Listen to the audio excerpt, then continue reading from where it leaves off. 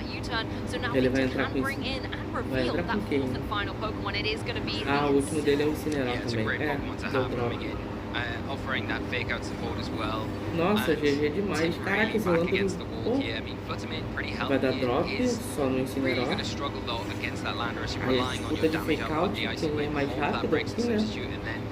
Quem for mais rápido aqui vai dar um fake out e essa flor ter ficado no Blood Bomb do Lando se pá. Which is so easy onto the opposing Incineroar, and then Tim's got to hope that the Flare Blitz is enough to take down the Landorus, and then maybe there's a way back into this game, but it is a very É GG. Victor just Eu, playing extremely infelizmente, well and making deixa eu ver o que o time pode fazer. difficult for Tim to get any sort of momentum swing in this game. É, tentar dar um tail wave nesse Incineroar, torcer pra ele não bater no turno, tail wave pegar. E aí ele fica com tanto o Incineroar dele quanto a Flutter fica bem mais rápido. Agora vai dar um blast, mas isso é suficiente pra quebrar. É, quebrou o sub, ok. Mas aí um Blade Bomb na Flutter do mesmo jeito. Do mesmo jeito, não adiantou nada quebrar o sub. GG. It's looking more difficult as every turn Agora goes Flutter, by here. se não You could tiver say that Victor protect, is going to be able to lock this at this tomar next turn, but Blood there is Bomb hope with that Thunder Wave. Maybe there's a way back into it. We've seen stranger things happen. Nossa, errou ainda. But not going to be the case here as it does miss. Bom dia, Alexandre. Salve, desde já uma ótima sexta-feira pra você, cara. Vou dar um Flare Blitz, aí levou GG.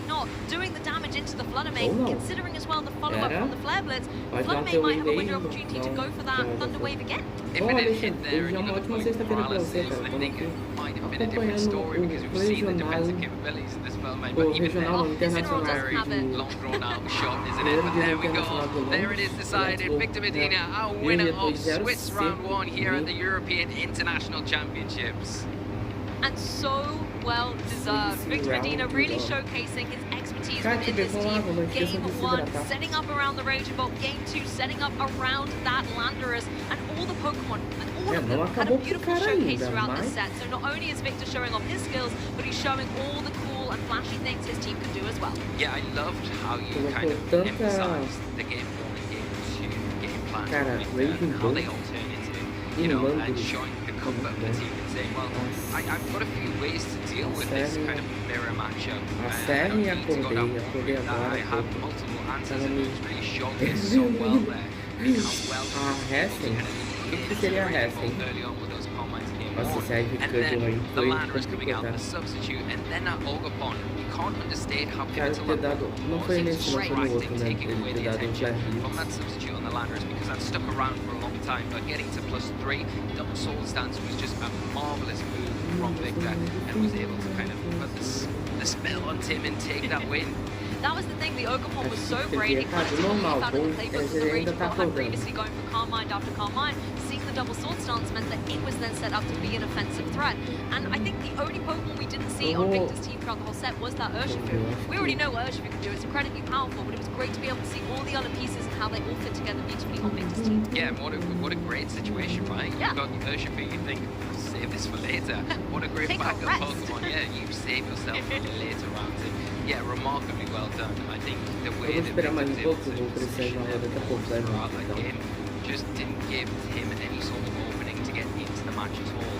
And it was really, really difficult. I think at that stage, Tim was going to have to make some big haymaker swings and hope that they got them right, but they just the opportunities never provided themselves there in the first place. And I think that's testament to how well they set up their board and what an incredible player they are. And they're going to be a formidable opponent to come up against this weekend. Victor looks like they're going for gold. Oh yeah. Alexandre já tomou seu café? Eu vou na rodada, daqui a pouco com o cartão, então daqui a pouco eu tô tomando meu café da manhã. And obviously Tim Edwards as well, a runner-up previously from a European International Championship, played incredibly well. I love the adaptation in Game 2 being like I'm bringing Rillaboom and Incineroar, and I'm going to do a little bit about what Victor did and made those switches and pivots, adjusting constantly. And it was really well played, but however the issue was when those substitutes got set up on the Landorus, that really started to spell disaster not once but twice. Yeah, that's the problem. Like you say, I think hats off to Tim for the adjustments there, because you identified what could be good going into that game. So back to you, but yeah, Victor kind of seeing that and saying, check me out, check you, and see if you can deal with the substitute, and just too much in the end. Well, those are our thoughts on the matter, but let's go hear from the winner of Swiss Round Round himself. So, Victor Costa, take it away. Thank you very much. Yes, we have got none other than Mr. Victor Medina, winner of Swiss Round number 1 here at EUIC 26. Victor, my friend, how are you feeling going up against the EUIC 24 finalist, Tim Edwards? I'm feeling amazing. I'm feeling very great. I'm feeling a bit nervous, of course. Tim is a great friend. Well, he's a great competitor. Ó, o Wolf Click apareceu na tela. Será que ele tá nesse jogo? É porque eu... As we face today. It was the same revelation, eu tô sem o... almost same matchup. I had Chenpao, now I have Overpon. Eu tô sem o retorno aqui, então eu não tenho como ouvir, mas eu coloquei fixado it was a really good game. We were 1-1. Basicamente, so, pra quem quiser ver os really participantes aí team, and I think do they were torneio. really nice games. Really well Agora eu played. vou fazer um negócio de volta já. Provavelmente o Alexandre vai dormir na rua, então eu também já volto particular matchup that's been quite popular in terms of, you know, whether it's great, whether it's not so, you know, like, let's say complicated. So what's your mindset going into that, especially because, like you mentioned, you've been up against each other not once but twice with basically the same matchup-ish. Yes. Honestly, my mind is completely blank when I started. But honestly, I wanted to play as well as possible, not make as many mistakes. I didn't know exactly what game plan I was going to use. I was battering between if I wanted to be a bit more offensive like in game 2 or play a little more calm like game 1. But I was sure I wanted to switch up the game plan a bit in the best of 3. He's a really great player, so I'm sure he expected it, and I think he did. So, but it was kind of my idea going into the best of 3. Yeah, it definitely showed, and in that game 1 in particular, sort of like the battle of, okay, I'm going to try to set up my calm mind raging bolts, you're probably going to do the same as well. You were able to reach +4 at some point, and then it was sort of, can you make the reads when it comes to who's going to Thunderclap, since you both committed Terra Fairy, but also get rid of the partner Pokemon. So clearly that worked out for you, but it felt, I would say, you needed to identify a couple of aggressive turns and reads. So was that mainly the intro sort of adaptation when it comes to this matchup? Yes, honestly, yes. It was those kind of reads were completely what decided this matchup. I was the slower Raging Bolt, so going for Thunderclap was very risky. So I thought like he's not going to go for Thunderclap because he's not thinking that I'm going to go for Thunderclap. But it was really fun. Yeah. I had to get that turn completely right. The turn when he had Urshi for a Raging Bolt on the field, I had to Thunderclap into a Raging Bolt, and that was game over in game 1. Yeah, and you were able to get such good damage onto the Urshifu with the Grassy Glide as well. And then going into game 2, we saw adaptations from both sides, but in particular, the Landorus Incarnate. It's such a great bring, as we've seen, against the Raging Bolts, and you were just were you trying to adapt to Tim's adaptation, I guess, and just go full aggressive offensive? Yes, I wanted to go full offense. I was scared of like the position of Raging Bolt with a lot of Calm Minds and Fodder Main on the field at the same time. So I said like, okay, I'm not letting you do that, so I'm going all offense, and that's pretty much what I did, yeah. Yeah, and we definitely saw it, and you were able to go ahead and wrap that up 2-0.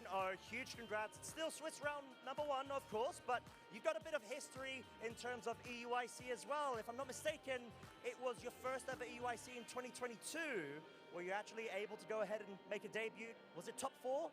Top 4, yeah. So what does it mean to you so far, just being able to come back at this event with so much more experience under your belt? Honestly, it means a lot. I've had already a lot of UICs, but also this venue means a lot. I've been in this venue, this is my 7th time in this venue. So I really want to make a good result in this venue, because I'm struggling a little bit, because that UIC was in Frankfurt, but not in London. So I'm struggling to make a very big result as a master in this venue. So I really want to make that top cut, because I made a couple top 16s and I made top cut in seniors, but not in masters. So I'm always, when I go to this venue, I'm like, okay, this is the time, and I'm going to break the curse. That's it, and I know there's a lot of people that support you in that, of course. You're such a well-accomplished player, most notably LAIC finalist. You know, that was all sorts of emotions and build-up, and you did such a great job. So we are truly hoping for you to be able to just bring this momentum through, of course, this weekend. So at the moment, in terms of your season, you're currently on 999 championship points and around 8th or 7th in the EU leaderboard, or 9th actually?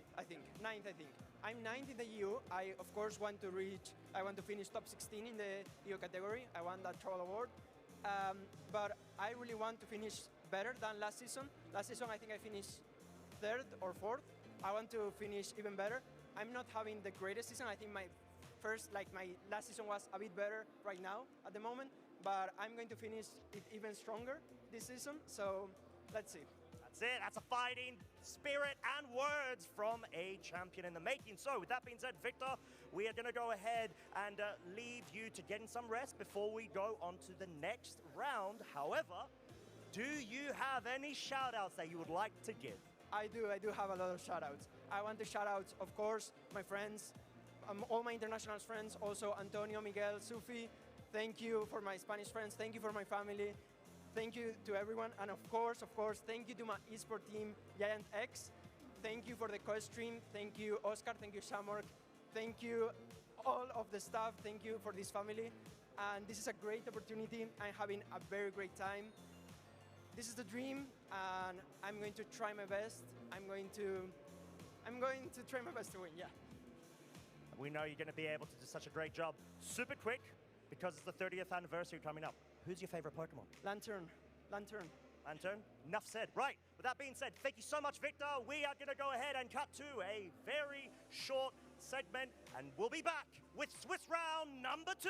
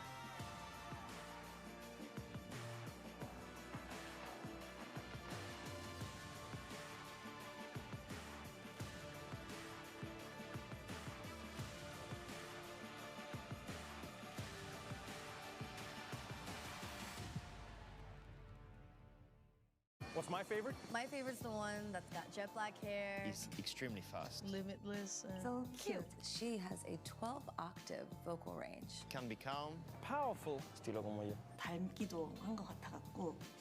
He would improvise on the spot. Just always finds a way to make it funny.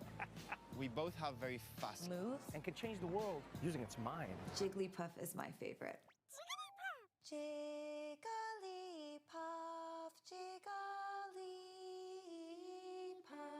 Every single time you met a new Pokemon, it felt like you met a new part of yourself. He likes to sleep.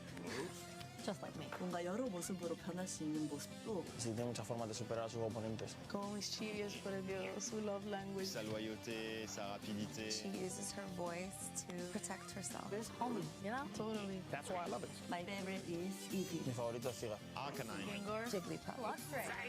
So, what's your favorite?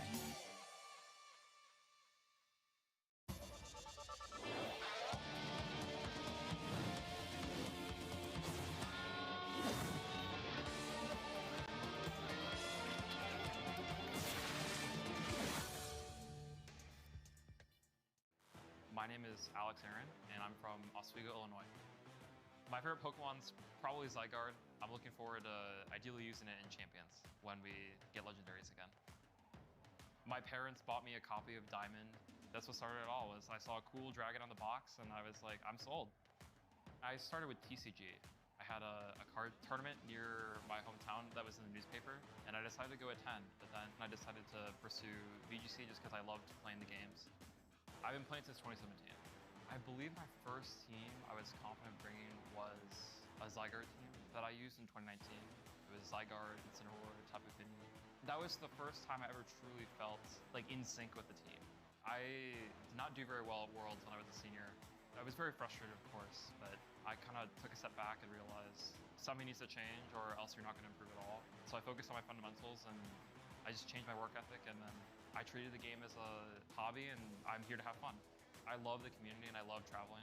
Being able to travel and meet people all over the world. I'm very grateful. I have many friends. I took a 3-week trip to Japan for Yokohama, and that was probably my favorite Worlds of all time. I'm not sure if that'll ever be beat until we come back there.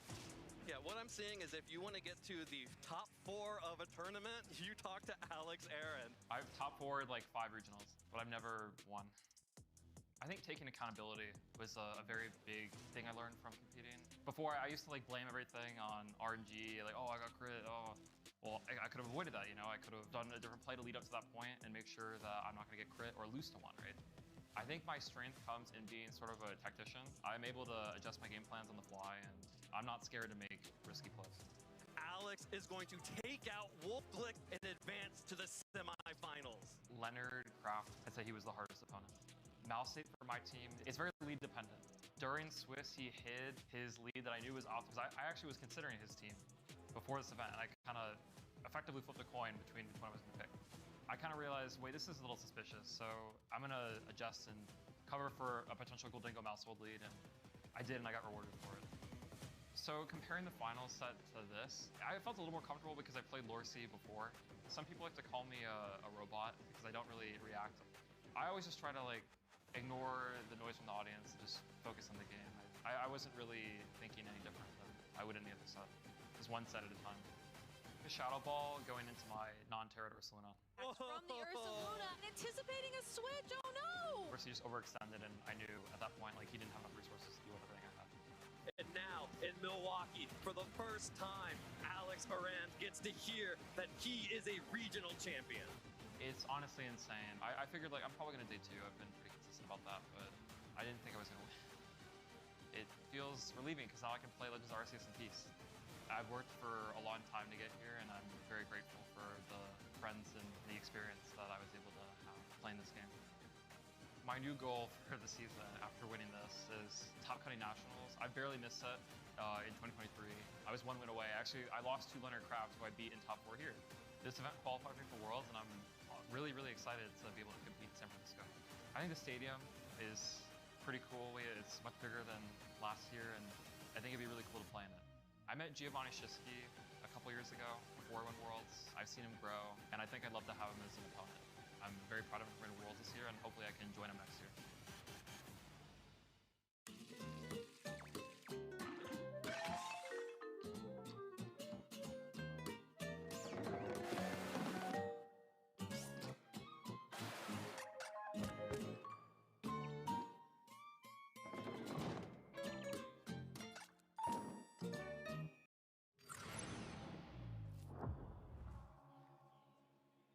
Well, we're back here at the European International Championships, getting ready to get into Swiss round 2 after an extremely hot start in round 1 here, featuring Victor Medina, who was our winner there, gunning for that championship title this weekend. Incredible scenes out in the audience, and they're all in amongst it. But we're going to take a quick look at players to watch before we get into this next round. You can see some fantastic players here, some familiar faces. We'll start off with Juan Solano, who has been incredible this season. Just a phenomenal player, starting out in the seniors division all those years ago and winning LAIC, one of their first breakout events, graduating up into Masters, and has not let us down, done time and time again. But this season in particular is the championship point global leader, which is an incredible position to be in coming into this event alone, but had some phenomenal results recently. More importantly, we can talk about a recent regional, Santiago last weekend. finishing 14-0 record, undefeated in that tournament, taking the championship. And what a way to set yourself up coming into this event. Will they be playing a similar team linking into that Porygon 2, the Saluna, and obviously that Tail Room and Trick Room mod that they've been able to utilize to such good effect? Is that going to carry them to the championship this weekend? We'll have to wait and see. Gabrielle Agati, what more can I say? Gabrielle, a former finalist here at this event a couple of years ago, and just falling short to Paul Chua, but one of those players, again, that we see time and time again in that top cut position, if not in the finalist position. And Gabrielle, I love watching. Great play style, very composed, very cool and collected, and just a player that you would expect to do well at these events. And I'm sure we'll see more from Gabrielle this weekend as events and rounds unfold. And then we've got a bit more of a newcomer, Alexandra Canseco, but what a phenomenal player Alexander is in their own right. They've been performing very well this season, very strong in not only the circuit that we've got going on at the minute, but grassroots as well. And another one of those Latin players that is on everyone's list coming into this event that you're going to have to watch out for, because they have got the capabilities to not only go deep into this tournament, but to the very top. And, you know, I think if we really look at LATAM as a region as well, and if you're wondering why Lou's not here, we've got Mike difficulties, which was trying to sort out. So I'm soloing, so just stay with me, people, while we're doing this. We can also take a look at the Oceania players as well, players from Australia. I'm really looking forward to doing this because we've had some recent regionals over there where we've seen some real breakout Pokemon in particular, but we can talk about the players from this region. Nicholas Khan, one of those players, it has been, after graduating up to Masters, from seniors, having such a successful run in seniors, doing so well time and time again. Another one of those players that is consistently doing well. Finishing second recently at the Auckland Regional, had a top 16 finish at the Latin America International Championships, and top 4 at Brisbane Regionals. You know, at Perth, they've used in previous Regulation F tournaments similar teams that they've been having success with the second iteration of Regulation F. So we've seen things like that Raging Bolt balance is something that they lean into. Chen Power is something that they really enjoy using. And a top 8 finish at Melbourne Regionals with that Glamora. So there's the unorthodox picks as well as the kind of more standard picks from Nicholas. You can look at players like Henry Rich as well. But Henry, interestingly, from the Australia region, has been playing more recently at NA Regionals. We had a very strong top 8 finish at Las Vegas recently, performing extremely well, and then Pittsburgh before that. So hasn't played in their own circuit more recently this season, but having success, and that'll only provide value for them coming into this international tournament. And we know Henry likes to pick those odd Pokemon, having that Hisuian Quillfish from a few years ago at this stage here, performing extremely well. And then we'll move on to our third player to watch from OCIC is going to be Yohav Ruben, who has had an incredible breakout season in particular this year, doing so well in that championship leaderboard as well, up there amongst the very best, but having some amazing results earlier this season, in particular in Regulation F, that Auckland special event championship as well, and piloting really unorthodox Pokemon like that Galarian Zapdos, in particular, that Defiant ability that it's got in there, the Grassy Sea to take advantage of the Rillaboom's grassy terrain, and Ting-Lu, one of those Pokemon that we don't see too commonly often. You'll have piloting it extremely well. And to round off our players to watch, we will talk about Japan, because where else can we go from all of the rest of the region, but Japan, one of the strongest, coming in, I think, this weekend. If we talk about Japan in particular and the players to watch from that region, because you've got the likes of Shohei Kimura, you've got Shoma Hanami, two previous world champions as well, and in particular, when the graphic switches over to Japan, we'll be able to take a look at those here. And we've got Ko Sukude. And we've got Lou back. There we go. To talk about Japan, maybe that's what we were just saving me for here. But as you mentioned, Ko Tsuke, an incredible Pokemon trainer, has actually previously won the World Championships in the Seniors Division in 2019, was top 8 at Worlds last year, and top 32 at the European International Championships last year as well in the Masters Division. Like, that consistency, leveling up from, you know, juniors into seniors into Masters, does just show what an incredible Pokemon trainer he is indeed. In the middle there, however, speaking of world champions, we have got Shona Hanami, a trainer who is also a world champion from 2015 and has also previously won the Japan Nationals. He's a trainer he's so charming when he's up on stage as well. Always an incredible Pokemon trainer to watch battle because he just has such a mastery of the game. I'm always interested to see which team he believes is the pick of the meta and how he's able to utilize it against some of the common cores. So definitely a trainer I hope we get to showcase a little bit later on. Lee, would you want to come in for Shohei? Oh, definitely. I'd love the pleasure because Shohei, another one of those players that is just phenomenal from this part of the world. And Shohei on a real tear recently, especially in Regulation F, making trips to Europe as well. Regionals out in Europe and North America, so not being just sticking to their own region or grassroots, but you look at the past two big grassroots tournaments that we've had in Regulation F, and Shohei's won both of them with two different teams completely. So it'll be interesting to see what Shohei brings to this event, what they've decided on, what direction they feel is the strongest to get them that championship, because I'm sure Shohei themselves will believe that they are the player that can take this championship, and it won't be any surprise to see them progressing, getting to Championship Sunday and putting their name on that title at the end of the weekend. Of course, there are a lot of players out there that want to do the same, but Shohei in a tremendous form coming into this weekend. But you can't underestimate Shoma Hanami, previous world champion from 2015. And when you talk about Shoma in particular, if you look back to that season, the team coined Chalk, which was that was very formidable, iconic. but the best player of that team that everyone was jumping on was Shoma. Just piloted it so well. And there are similarities with the Raging Bolt balance in this format. It is probably the strongest team in the format if we kind of have that discussion. And if you look at a player ability-wise that can take those standard teams that are the strongest, one player in particular that you would always say has the potential to pilot that better than anyone else could be Shoma Hanami. Yeah, Shoma is also a trainer who works very closely with Yuma Kanugawa, who is our reigning Latin America international champion. So possibly coming into the next international of the season, these two might have been cooking up a very interesting storm. So possibly Shoma is going to be able to utilize some of those skills, some of that teamwork with a international champion as a teammate. I'm interested to see what Shoma's going to bring.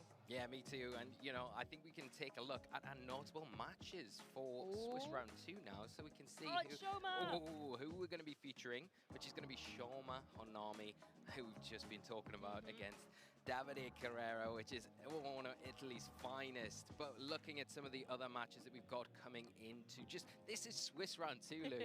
Look at the face-offs we've got coming in across the board. I mean, Aaron Zhang versus Yuya Tada, that's another match I would love to be able to have kind of a bird's eye view on, to be able to see how that one unfolds, as well as Lorenzo Arce versus Ashton Cox. That's going to be a good one. That is going to be incredible. And then you look at Justin Tang going up against Angelo Otero, and that one in itself is going to be an extremely fiery match. Be interesting to see who can overcome the other opponent and come out on top there. But you've got Yuta as well against Parker Allen. Another incredibly exciting game, and this is just a small sample size from the amount of games that we've got here this weekend. We've got over 14,000 masters playing here this weekend in the Video Game Championships, which is just incredible to think. And this is why I say a small sample size here, but you can imagine as we get deeper into the tournament, things are just going to keep heating up, so make sure you don't go anywhere. Get yourself settled in, bunkered down, because we've got all the action to come. The fact that we have Shoma versus Davide as our next match is a really interesting piece of history as well. Because round one, we got to feature Tim Edwards, who was the runner-up in the 2024 European International Championships. Well, Davide was the runner-up in 2019. In the previous year, he actually came top 8 at EUIC against Flaviel Del Pidio. They battled it out in top 8. And then the next year in 2019, who did he meet in grand finals? Flavio once again. So then Flavio in a position where he was able to take the title, Davide just falling short. But could this be the year of our second place previous finishers maybe trying to get the gold? Well, we've seen the dominance of Italy so far this season in we Europe have. and globally, really. I think Italian players, I think the one thing you would say about Davide in particular is the fact that they are, and Flavio as well, they were the original kind of the old guard from Italy who were those big players that came in and put their mark on the scene. Won it as well. Yeah, but they're still going strong and proving time and time again that they, don't forget about us guys as well, we might have been here a little bit longer, but we've got the talents to, me included, yeah, but these guys are actually talented. But they have got the talent to be able to hit and peak at the right time in these tournaments, familiar with these settings as well. And that goes a long way because these days are long. It's grueling, not only like physically, but mentally as well, especially in a format that has felt kind of almost figured out, where it is going to be kind of pitting player against player a lot of time rather than team against team, because you're trying to outsmart. So that has its own effect as the day goes on, but these players know what to do, how to make sure that they get the most out of themselves before the tournament takes a break and we move into that next phase. And I don't think it can be like overstated enough about Italian VGC at the moment, because within tournaments there are levels. You know, you have the World Championships, Internationals, you then have your regionals. In Europe we have had about 5 to 6 regionals so far this season in 2026. Italy has won every single one of them without fail. And it's not just that Italians are the only ones turning up to these events. Everyone else is trying, but the Italians have really come out in full force this year, and yeah, really shown why. You know, they've always been one of the strongest regions, I think, that we've had since they were introduced to the format, and I just think this year is just different sauce altogether. So Costa made a brave prediction at the start of the weekend, said no Italians in top 8, which I cannot get behind. But that's Costa, isn't it? He likes to put these big things out, because if they do pay off, then he looks... Yeah, he looks great. But maybe not to the Italians, but... maybe not. I mean, I have to say, there was a North American International Championships last season. You know, there's a lot of rivalry at these events. You want to make sure that maybe if it's in your region that you want to take the trophy. I seem to remember it was at the top 8 at North American International Championships. Didn't have a lot of Americans, but the Italians were then. It was an all-Italian final, actually, between Federico and Marco. So Italy have been doing very well, not only this season, but previous seasons. They've been doing well on the international stage. We've had, you know, 2 Italian world champions in the master division, Aracio Mart and Luca Cerabelli. So both of those trainers have also shown that Italy can compete at the world level. Yeah, so it's for everyone else to do this weekend, to step up. And this next round is going to be an interesting one, because you would say one region that is always generally very strong is Japan. Yeah. And, you know, former world champion up next. You're putting things in a safe place to maybe try and start to dethrone the Italians and maybe take away some of their glory, but it's not going to be easy, and it's going to be an incredible matchup coming into this early stage of the tournament. And considering that Japan have already won 1 international of the season so far, it looks like possibly number 2, they're going to want to try and stack them up a little bit. I had this thought before we started this morning, you know, when you look back at Yuma Kinigawa's kind of amazing run at the LAIC Championships, and you start to think and you look through the player list and you say, wow, there's some huge names at this tournament that made the trip for this event. And I think, could it happen? Could Japan have a clean sweep of international championships? If they get it this weekend, then there's only one more after that before Worlds, and then pressure is on for everyone else to make sure that that three-peat doesn't happen, you know, but it is so possible just because of the caliber of players that that region provides year in, year out. And we have seen, you know, Japan do sweeps before. I think it was the 2023 World Championships in Yokohama. They won the juniors, seniors, and masters division. They were so consistent, particularly as well as we said, this kind of rivalry where you want to get it in your own region and things like that as well. At the Japan World, when we were in Japan, you know, being able to take it all, it was amazing. And so these trainers want to keep doing that. And I think something for everyone outside of Japan to kind of, something that I always look at and really admire by the Japanese players, it's not only their ability to play the game, identify really niche picks and team building in general, which they're just phenomenal at, but I think the self-belief that these players have. When Shohei won the World Championships, coming into that event, he was so confident. The confidence exuded onto the field, the battlefield, and it just helped carry them through to that championship. I'm not saying that that was the reason why, but I think having that self-belief in your ability is something that the Japanese players really portray very well. You know, they're very animated as well, and their way that they are invested in the game, and it's great to watch. But it's something maybe to look at our player base as well, to kind of take a little bit of inspiration, steal that, and be like, yes, I believe I can do it. It's not cocky, it's confidence, and there is a fine line, of course, but I think Japan do it so well. They certainly do, and Shoma, as I said earlier, is one of these trainers that I absolutely love to watch, not only competitively, but is one of these trainers that, you know, you can look at and see that calm and collectedness, and you can too be inspired. But we've spoken about our trainers. Let's take a little look at the teams. Wow, Lee, I am seeing an Iron Crown apiece on both sides. Iron Crown, one of these key Pokemon that has incredible synergy with a little Pokemon called Indeedee. So no surprise to see both of them side by side on either team. Yeah, some slight differences on both sides of the field. A little bit different with the Genie choice here.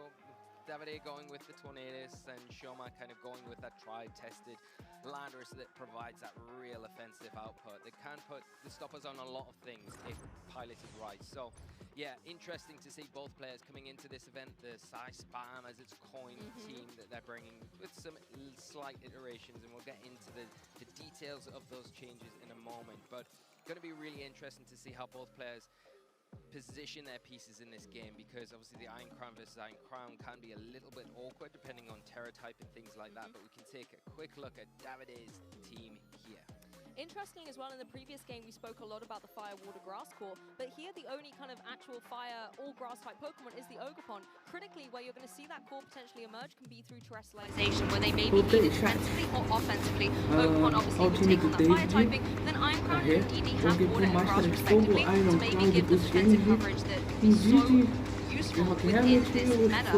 Urshifu, interesting enough, we're running the single strike variant here on the Davide side. Yeah, I like that. It kind of complements quite nicely with that sunny day that you No surprise to see both. It's not cocky, it's calm. The Ogerpon. We look at the Ogerpon here, the hard frame. It's not got the source answers, it's not got focus energy, it's got Follow-Me, which is always going to be useful. It's Stomping Tantrum as well, which is going to be really useful. And not only that, the focus emphasis on the Fluttermane is going to be really beneficial, especially because you look at the item choice there, Fluttermane, Choice Specs. If you get a helping hand, Terra Fairy, Choice Specs boosted, Moonblast, even on the resisted Pokemon on the opposite side of the field, it's going to be doing enough damage to near pick up a knockout, if not picking a knockout.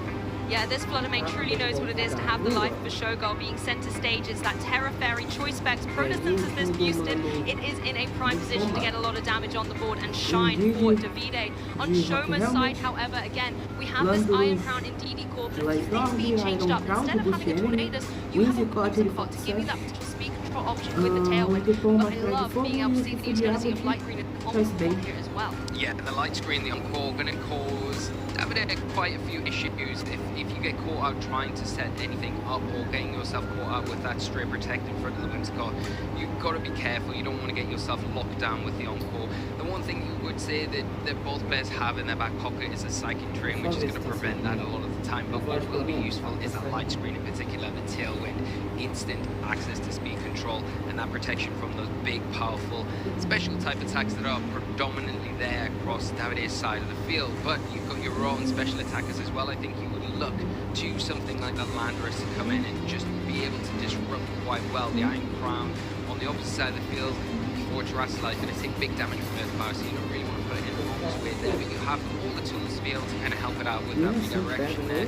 And the interesting thing here, no Stomping Tantrum on Shoma's Ogerpon, got that Wood Hammer, really going to take advantage of that big powerful attack along with that Ivy Cudgel, and will also benefit from the Sunny Day when you see that come onto the field. I like as well the fact you've got this Choice Band Urshifu, you know, on Davide's side we saw Choice Specs Fluttermane. Here we are seeing it on the Urshifu, meaning it's going to have more of a physical offensive pressure, and that can go so strongly into opposing teams, particularly if you've got a Tailwind up. And I think looking at this match between these two esteemed trainers, speed control is going to be the increments that are going to sway momentum. So let's not wait around. Let's get into this match. Tornadus and Ogerpon out for Davide, and on Shoma's side, leading with that iconic duo of the Iron Crown and the Indeedee. Yeah, well, the Iron Crown here for Shoma in a really strong position where it's got that Psychic Terrain set up, it's got the booster energy we're seeing activating now, which will give it a boost to its special attack, making that expanding force even stronger.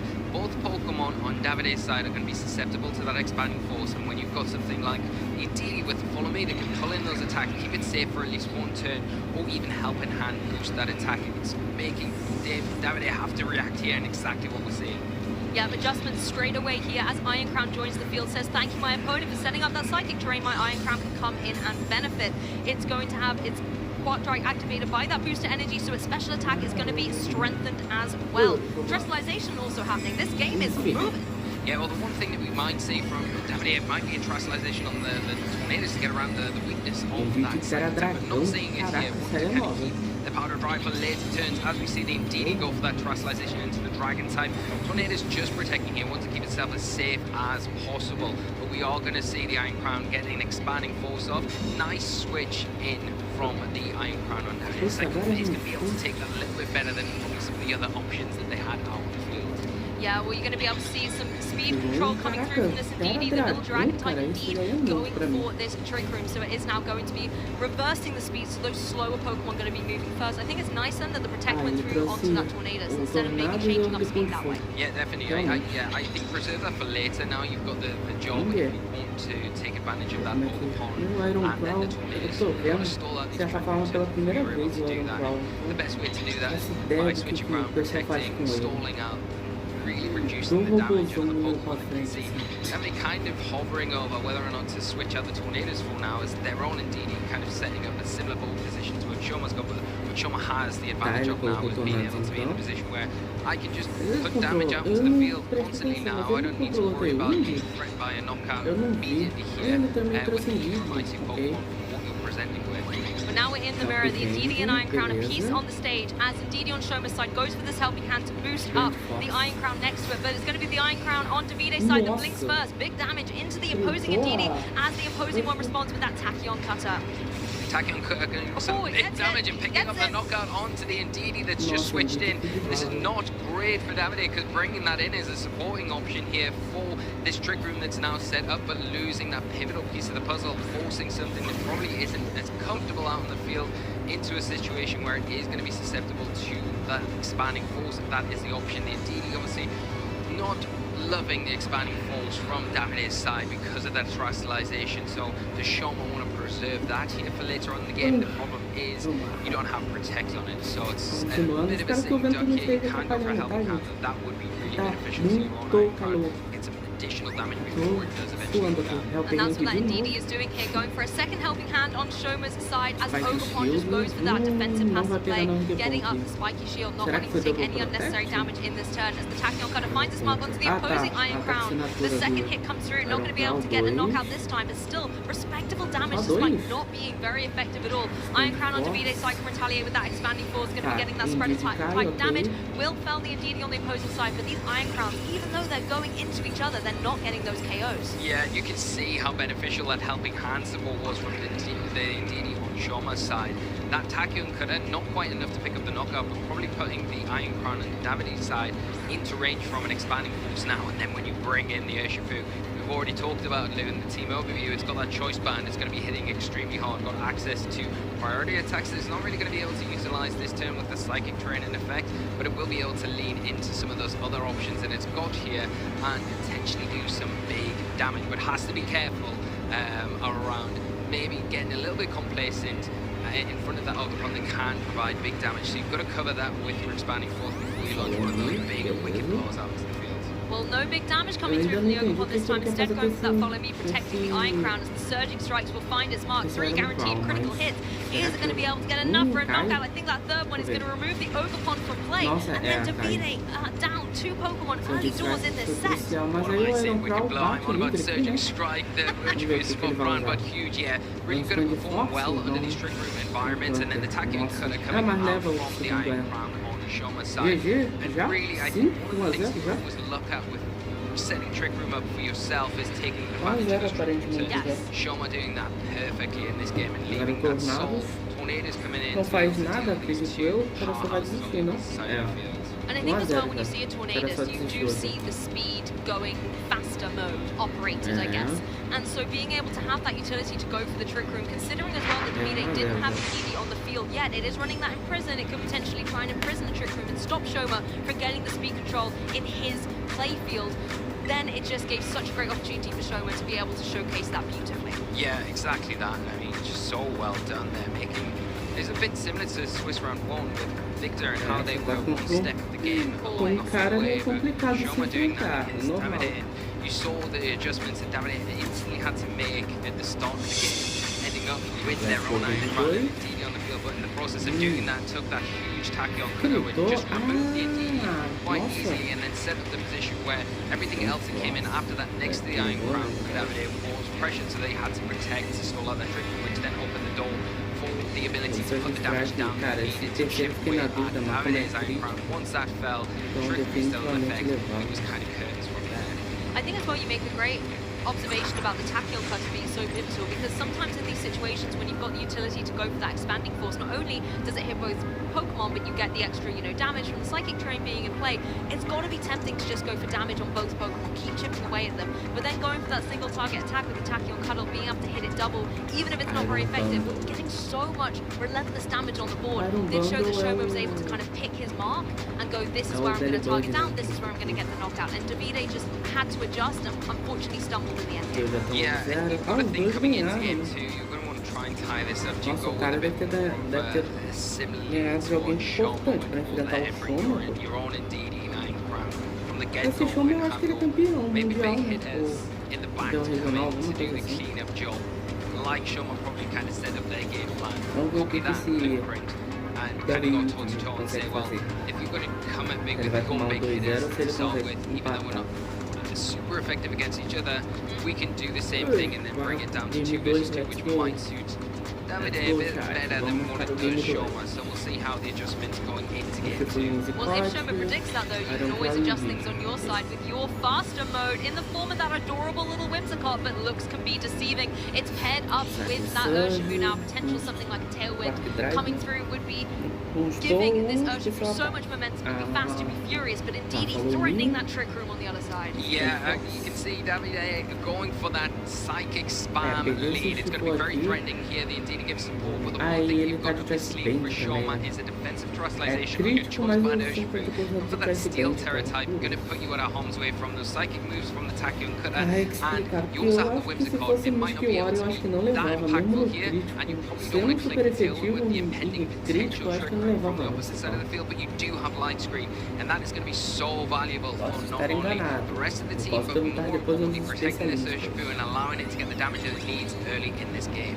Well, indeed, not going for a Trick Room hit, instead drawing in all of this potential damage, as Whimsicott fearlessly just goes straight for that Tailwind here, as the Urshifu now in a prime position to adjust that ball position. Super effective U-turn, that's a choice band U-turn, look how much damage that did. It does take a little bit of chip from the Rocky Hammer, but I think the trade was more than worth it, and it can nurse its wounds in the back now in that Pokeball, as Shoma has the potential to bring out another Pokeball to apply more pressure to this Iron Crown. It's going to be an Iron Crown together, and we saw how that went in game 1. O cara tá de choice band, então é 50% do dano físico, né? Então é 50% do dano físico, mais o crítico do golpe, mais o super efetivo. Entendeu? E aí no caso do Mystic Warrior seria só o super efetivo do golpe e 20%, né? Não seria 50%. Mas aí seria 20% um golpe tipo água, né? Que levaria uma Org pra máscara de fogo em 3 golpes, do jeito que foi. Eu acho que não, né? Talvez a Org, dependendo da build, ficaria ainda com um pouco de vida, não? Se pá, mesmo no crítico sendo super efetivo. Também não vou saber, eu vou ter que esperar o Marlon ou o Dragapult pra perguntar isso, basicamente. Mas eu acho que não levaria, não. A Org tava muito forte, eu acho ali. Acho que pelo menos com um pouco de vida ela iria sobreviver. A Helping Hand vai dar o ataque assinatura? Tá. Cara, o Ndidi não tá servindo pra nada aqui basicamente, né? Ou é pra tomar um hit só, pra deixar o teu oponente, teu aliado não tomar um hit, e só, né? E colocar o terreno aqui, só. Ó, tá, vai querer controlar speed, vai ser speed control isso aqui agora?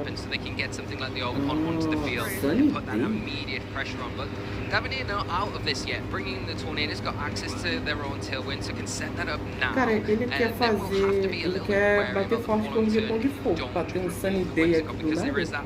So you have É, to Breaking kind the of take the Storm, turn, Sunny signal Day until window, tem and o make sure that you Protect, remove cara. É that bem piece of suportezão esse Shoma's puzzle. Tornados. So you've got a bit of an easier Os route Tornados back into basicamente this só tem game. um golpe pra bater e 3 de suporte. É um Tornados mesmo suportezão. Prankster moves as well. Actually, you know, on reflection, the second Tachyon cutter may not be enough to get the opposing Iron Crown because there was the helping hand in play before. So possibly you have to be in a position to think, can I remove it with a double up some way from Tornadus, or is the tailwind match? Is that more important? Well, we are going to see how things play out in this next turn, but before that, you do see the Trustalization committed from Davide's side, and it is going to be on the Tornadus, taking away that psychic weakness there, and the Moonblast as well, a really good defensive Trustalization. Yeah, the expanding force coming through from the speedier side of Shoma's team here. Going to be doing a sizable amount of damage to Tornadus, but it was not going for a tailwind here. It was going for on the next turn. Of course, you've got rid of that pesky little Whimsicott. Don't have to worry about Encore. I mean, wouldn't have to worry about it anyway now that you're a grounded Pokemon again with that steel typing. But it puts, I think, a little bit more of momentum back into Davide's side, particularly as the Tachyon cutter is going to come through. It's not enough to be able to get that KO, as it does not have the helping hand, but it looks like it's now in such a vulnerable position. Davide might have a way through it in the next turn. Maybe. It depends on what Shoma Cara, o brings in here. Shifu, If Shifu comes onto the acho que field, ele it's still leva going esse to have its Tornado own se tailwind pá. setup.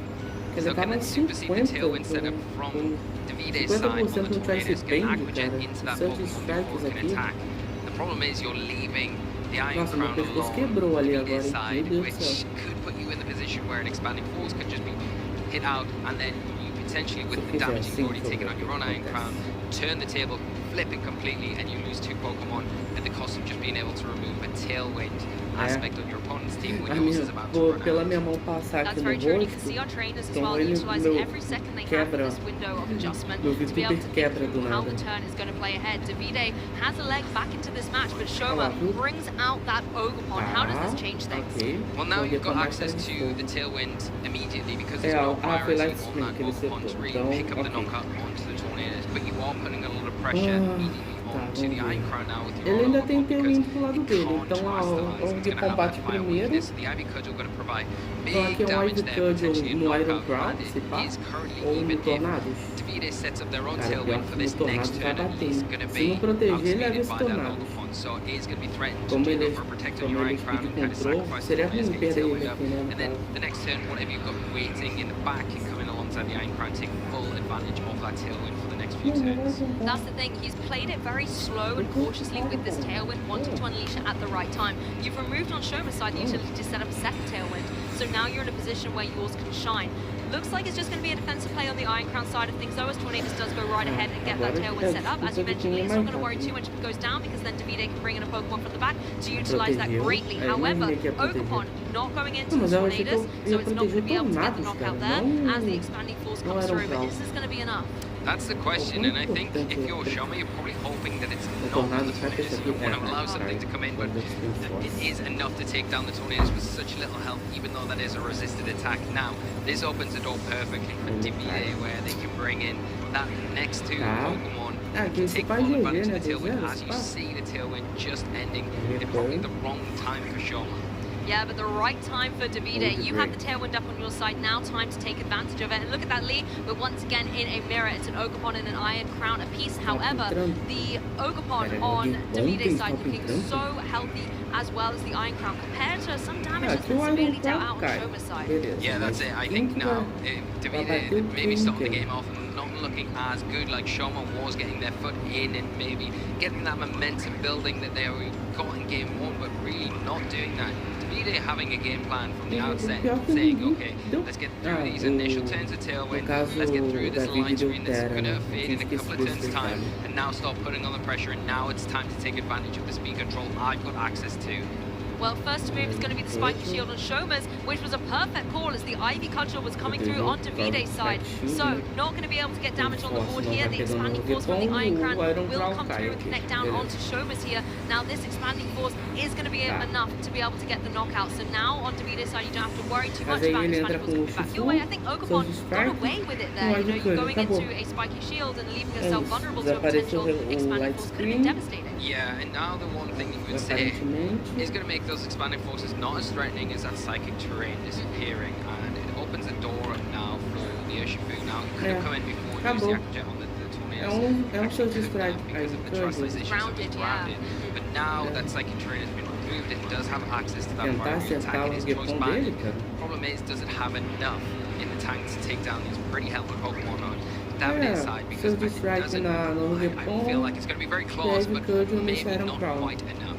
I'm trying to think, has Shoma used trustalization in this game? It was the Dragon in ED in game 1. Not this game, yeah, they have it in their back pocket here, so that's one thing they could do. We talked about the defensive trustalization that the Urshifu has. The problem is, if you go for that Steel Terra on the Urshifu, you become susceptible to the Adicudgel on so you do have this one to kind of help protect you, because the Expanding Force not a double target attack now, a single target, so that all will be pulled into your Ogerpon. Can you take advantage of your Urshifu while you've got the opportunity to?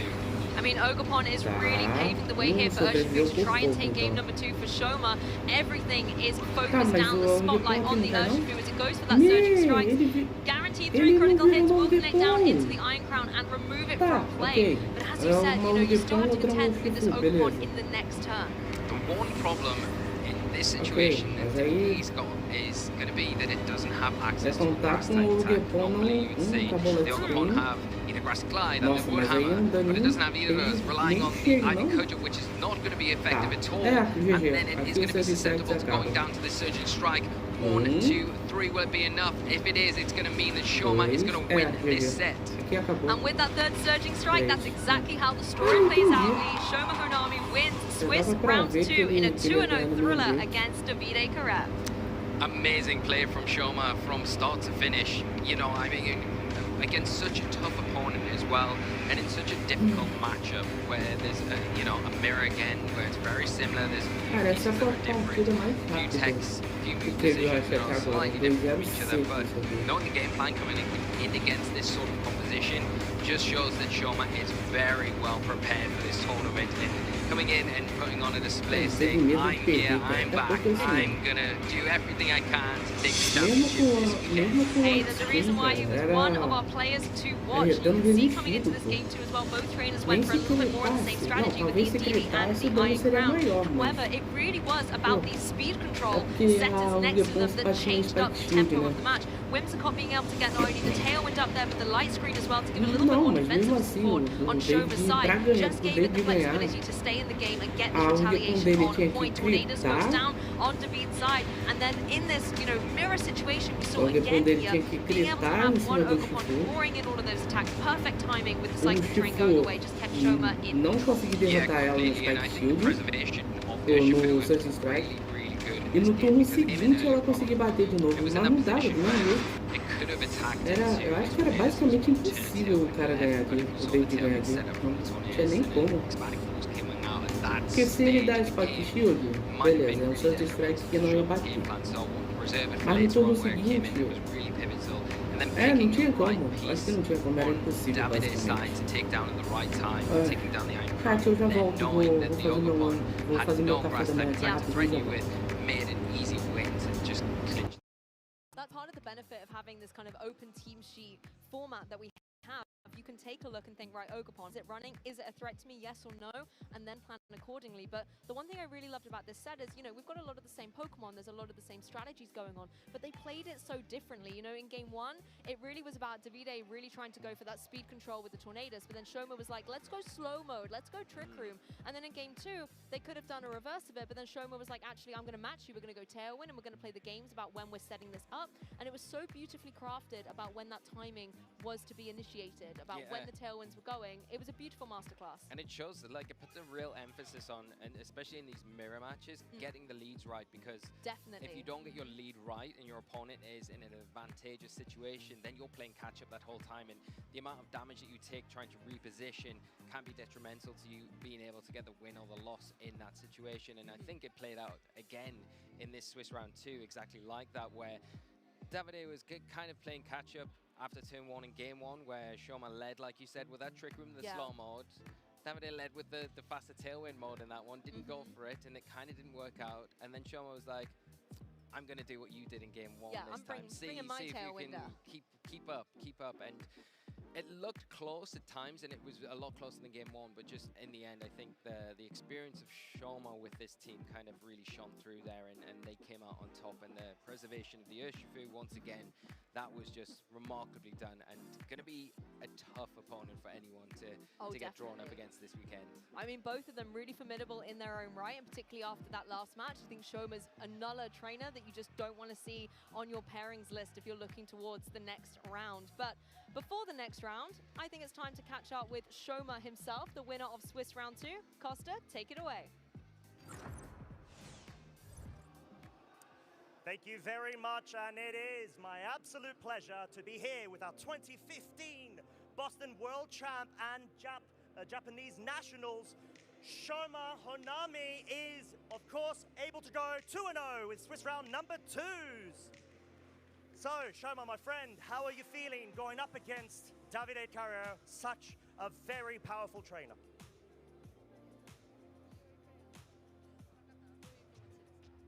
もう相手が強いって分かってたので、緊張したんですけど、強い人にはこうすればいいかなっていうのがなんかうまくいったかなっていう感じですかね。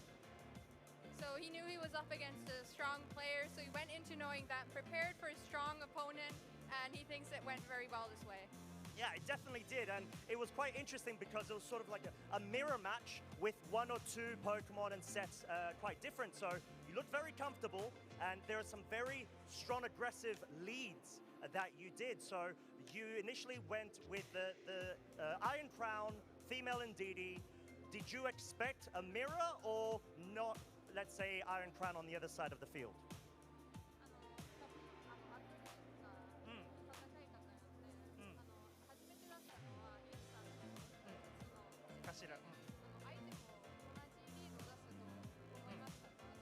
Ah, いや、相手は同じの出してくるとはそんな思ってなかったんですけど、ちょっと僕側の方がちょっとポケモンの相性的には不利そうだったので、なんかトリックルームとかからそのアグレッシブに切り返していければなと思ってやってました。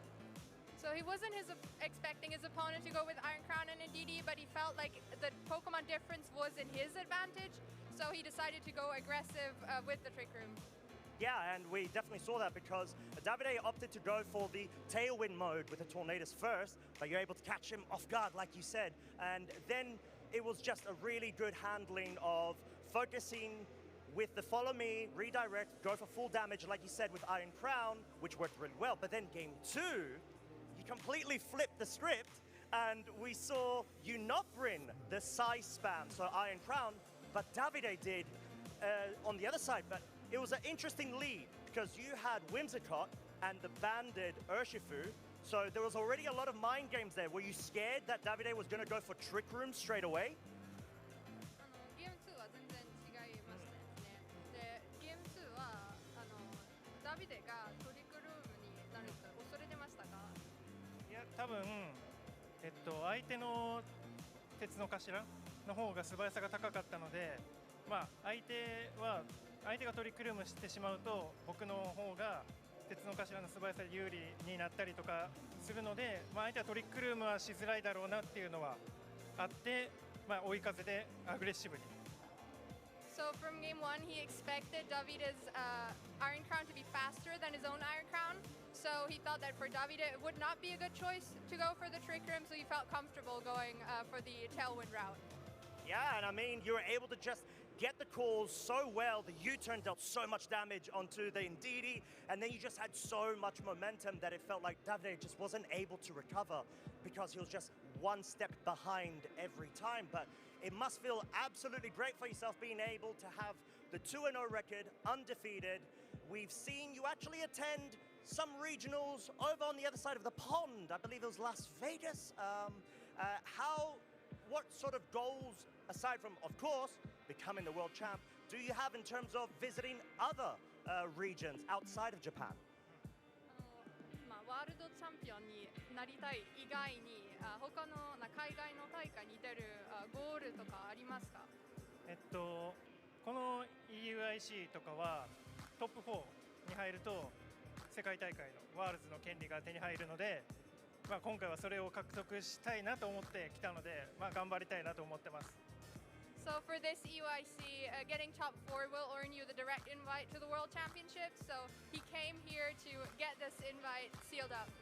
Yeah, and I mean, so far you are absolutely smashing it, my friend. So with that being said, would you like to go ahead and give any shout outs to anybody either in the venue or back at home or just watching online? Ó, o Dragas aí, bom dia, Dragas. Como é que você tá? Desde já uma ótima sexta-feira pra você, tá? Betinho. Agora que eu de novo, chá da manhã, uma café da manhã aqui, para seguir as atividades. So to his parents and to his friends supporting him in Japan, and also his friends who are also here today battling, he wants to say, I did it, I won. That's it, that's the fighting spirit of a champion, of course. So, very quickly, because of course we've got the 30th anniversary. Who's your favorite Pokemon? Ô, Sácio, caraca, bom dia, Sácio. Como é que você tá, cara? Bom, tirando o calor, eu tô bem, cara. Desde já uma ótima sexta pra você. Betinho, cara? Eu vou bem, Vivendo um dia de cada vez. Ô, Sácio, vivendo um dia de cada vez. Fazendo o melhor que eu posso sempre. In fact, well, I mean, it is adorable, I'm not gonna lie, and then it's got uniqueness to it, so I completely see what you mean. There you go. If you weren't aware of it, you are now. So, that being said, we are going to wrap this up. Let Chama, of course, go ahead and get some rest before tackling Swiss round number 3 here at EUIC 2026. So, with that being said, we'll be catching you all very shortly after a quick little segment. Surly, são 8h15 da manhã de uma sexta-feira. Tu acha mesmo que alguém vai ter alguma coisa pra fazer? Tô bem também.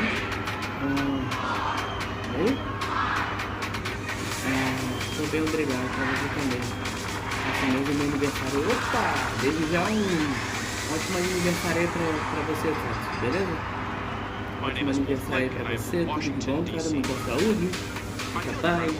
Os anos de vida, muitas conquistas aí, tudo bom pra você. Oi pra todo mundo, inclusive. Oi, Zuli. Eu nem falei com você antes, né, Zuli? Mas oi, Zuli.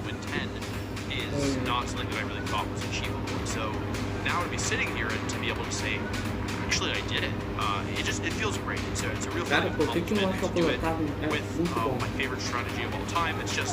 It's a really great feeling, and I feel very Eu não vou. The team that I brought to the Toronto Regional Championship with a strategy known as Perish Trap. It involves a move Perish Song and the ability Shadow Tag. It's my favorite strategy of all time. It's extremely difficult to play, but I love it. I've loved it for many years. I've been playing it for over a decade. This is my 3rd regional championship win with the strategy, and I believe at the time of recording at least that I'm the only player to have ever won a tournament with a dedicated Perish Trap team. And so it's something of my signature strategy as well. If I had to pick one MVP Pokemon on the team, I would pick Politoed. It's the one Pokemon that I brought to literally every single game, and there was really no way to make the team work without bringing it. Politoed can retaliate. Weather Ball again consistent. A critical hit, bringing it down to 5 HP. During Game 3 of the finals, I was able to pull off a technique that I knew was theoretically possible, but didn't think could actually ever work in practice. And in Game 3 of the finals, there was a moment where I was able to pressure my opponent to not switch out his most important Pokemon without actually technically trapping it on the field. It was something that was really memorable that I didn't think that I'd ever actually pull it off in a tournament, let alone in Game 3 of the finals. And so it felt like a moment where I surpassed my own limits and where I kind of improved in real time over the course of a match. And yeah, it was just like a really exciting and memorable moment for me. So Weather Ball, Politoed, the last little bit of damage, and with that, Wolf Flick, a historic 10th regional win, taking down the Toronto Regional Championship. Eu entendendo nada, só sei inglês básico do Ouro. Aqui também a gente tá assim, mas basicamente esse cara na tela, o Flick, um dos maiores nomes do competitivo de Pokémon de videogame, né? Ele tá contando um pouco da história dele, basicamente, nos campeonatos, entendeu? que deixa ele fascinado com o jogo, essas coisas, basicamente. Ó o Ellison aí, bom dia Ellison, salve! Desejar uma ótima sexta pra você, como é que você tá? Championship victories or the, you know, the feeling of redemption after a bad tournament. It's the people. É isso. Nós aqui também não sabemos inglês, mas nós interpretamos o que o cara tá falando, basicamente. Tá bem? Que bom que você tá bem. E aí, chat, vocês também estão tomando um cafezinho da manhã de vocês? Como é que vocês estão fazendo nesse momento? I don't have this big master plan. I don't have this thing that I'm chasing that you know, this thing that nobody else has ever done that I want to be the one to do. It's nothing like that.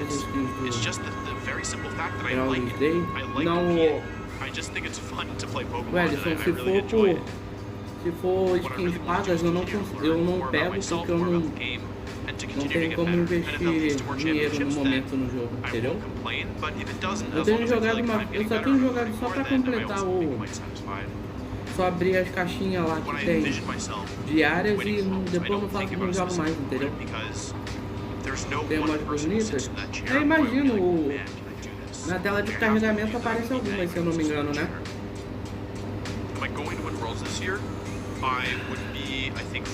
Se fosse espanhol, eu entenderia sendo mais influente em espanhol do que em português.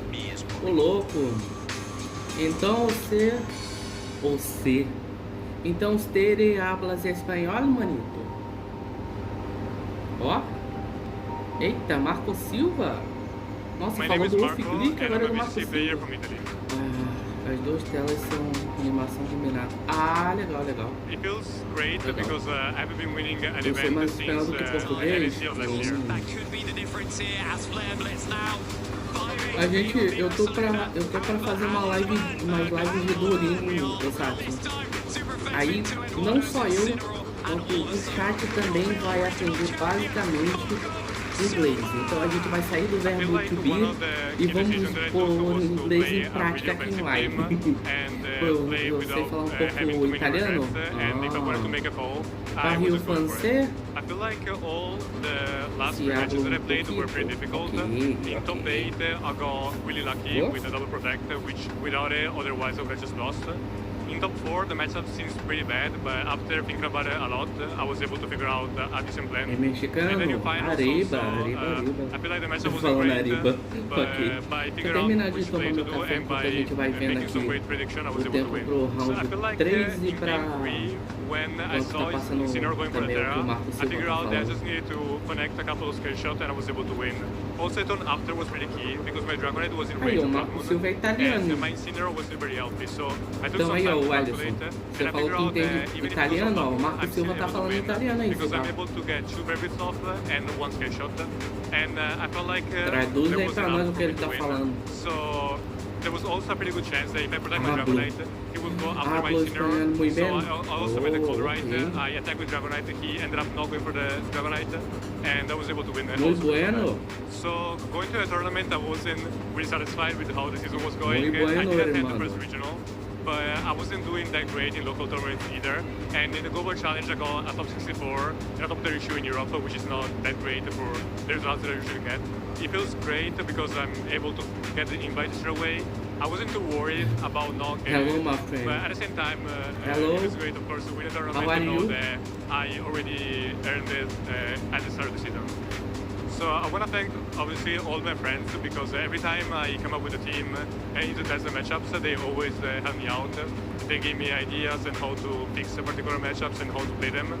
In this particular case, I want to shout out Deal because we worked on this team for the last 2 months.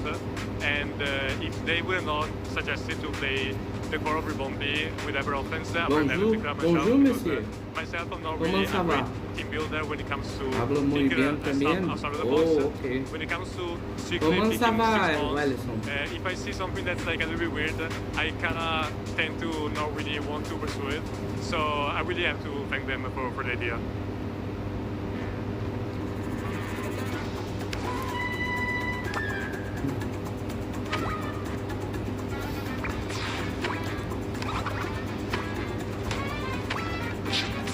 Engraçado que é uma Citrus Berry, né? É. Ele só comeu e dormiu de novo. Ele tô cansado. And welcome back to the Pokemon 2026 European International Championships. Lembrando, pra quem tá meio perdido, gente, a gente tá vendo o Internacional de Pokémon. É um evento de Pokémon competitivo de videogame. Não especificamente só de videogame, porque o Internacional engloba o Pokémon TCG, que é o de carta, o VG, que é o de videogame, o Go, né? Pokémon Go, que é o de telefone, Well, I was going to say, the privilege is all mine, Jamie Boy. I'm so excited to be here alongside you as well as Costa, to be able to call the action at this amazing event. We've already been treated to 2 amazing matches to be able to start our stream, and we're going to be rolling right into another one. Costa, I know you got a chance to actually talk to these players as they've had their wins on stage, so kind of what are the vibes like out there? Very positive and very energetic. I think given the fact that we've seen back-to-back first round run, round 1 and 2 O's individually within those sets, just sort of shows that even though the other trainers were absolutely stellar on impact and stuff in terms of like performance, Victor and of course now Shoma are just absolutely running riot right now. So they're clearly primed and ready to be able to make that deep run. Well, I think there's another player that we've definitely had our eyes on in this 2026 season, and what do you think about showing another match? Being able to feature as many as we can during this international championship is going to be absolutely great. We've got the feature matches alongside the main stream, and now we're going to be able to catch up with one of those matches. It's going to be amazing. Let's go ahead and dive right into it. Angel Otero versus Justin Tang. And Justin Tang is a player that over in North America we have really been impressed with. Justin can only get championship points if he gets a top 16 or better at this event. That is how well he has done. He has maxed out his BFLs, and he is here to just kind of see if he can take this run even further and get a win. Yeah, that's crazy. Number 1 NA player at the moment, and clearly rocking a very interesting team, which is, might actually be an indication to his adaptation from the Toronto run with the Iron and Didi. We just saw it on the main stage, and clearly actually putting out a lot of pressure on the other side of the field. Eu só sei inglês básico, o famoso verbo to be well. We switched to Iron Crown and the Indeedee, which of course has just disappeared to a plus and an Ivy Cudgel. That's what it's there to do. It's there to keep the Iron Crown safe so that it can go on the offensive here. And the Tachyon Cutter, one of the nice things, it can one-shot a sturdy Oakmon, as we are seeing right here. So good. Yeah, exactly. Just the fact that they can get that double hit from the move, it bypasses that 1 health that it wouldn't otherwise been able to stand on, and so that's going to be an even Pokemon count here. But I love that maybe for Angel's side, he's going for something that's a bit more unique, I think, in the format. We actually do see this portal that can come in and actually set the weather for photosynthesis boosts. Sabe falar Iron, Match é certo, Crafting Table, que é a bancada de trabalho, essas coisas, entendeu? Mexicano é fácil de aprender. É o Manito Style, tá bem Manito.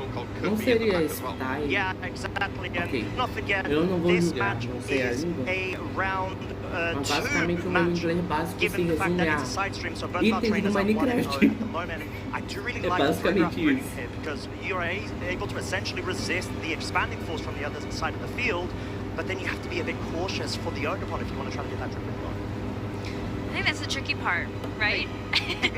Is that I do believe that what Angel has in the back would be better suited if you were able to get that Trick Room active, but there's so much offensive pressure from Justin's team, and I think that's exactly what we've seen from him, as he's already been able to find success in the Regulation F format in the 2026 season. He has used these hyper-offensive teams to just overwhelm and suppress kind of the normal state of things that other team players might want to go towards. Getting a photosynthesis boost, assuming in your special attack. I'm not very good at Spanish, but I'm going to assume that special. Yeah, so correct. now this Watermain is definitely going to be turning on the offense, especially so with this terrestrialization. It's got resisted hits. It's locked into the Moonblast as we saw in the previous turn, so it's going to be resisted by Oakmon and the Sun. E o Justin Tang estão 0. Well, that's the beauty of compounding multipliers when they stack in such e é uma marca de telefone, and it was such an amazing bait there, having the Faruga out sort of saying, hey, you know, I'm going to set up trick. I was like, no. Na hora de colocar o currículo lá, inglês do Minecraft, basicamente. Yeah,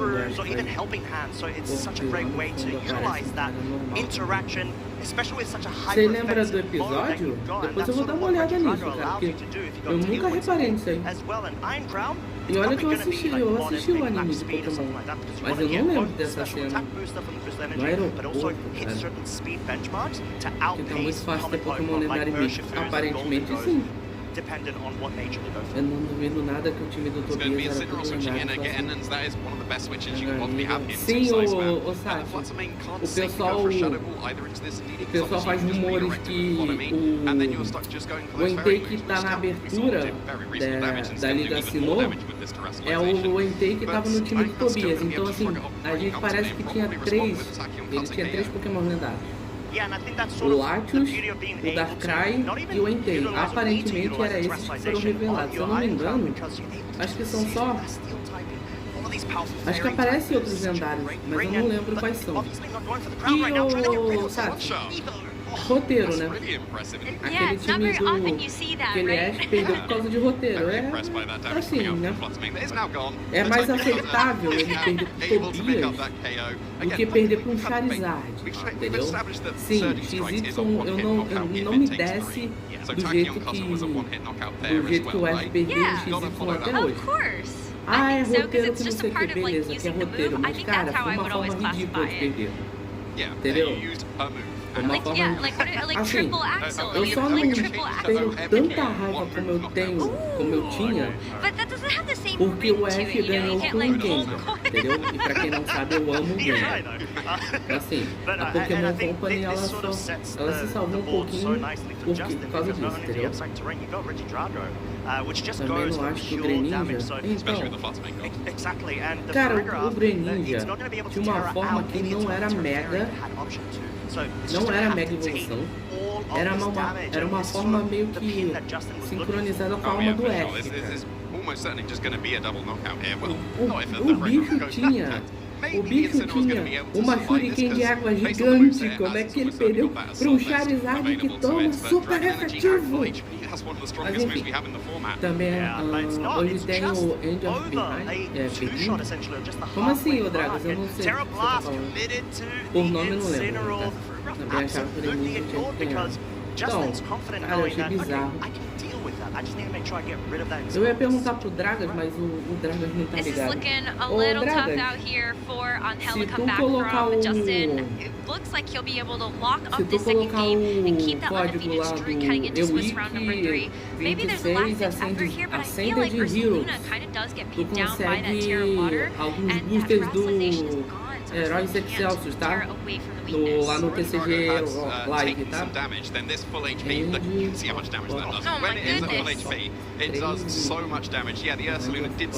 Como assim? Na tua live? Ou algum vídeo de pop mesmo? Vou colocar tudo em maiúsculo. EWIC, né? EWIC 26 Ascended Heroes. Tu consegue lá os pacotes de live? Ah, tá. Que horas é a live, Dragas? Porque aqui deve acabar lá para 3 horas, eu acho. 3 horas da tarde deve estar acabando por aqui. Aí, ô chat, eu não sei se eu vou fazer live mais tarde, tá?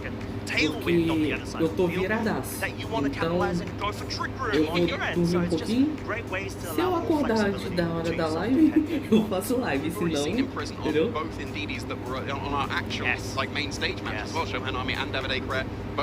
eu não fizer live, é porque eu não acordei antes do horário da live.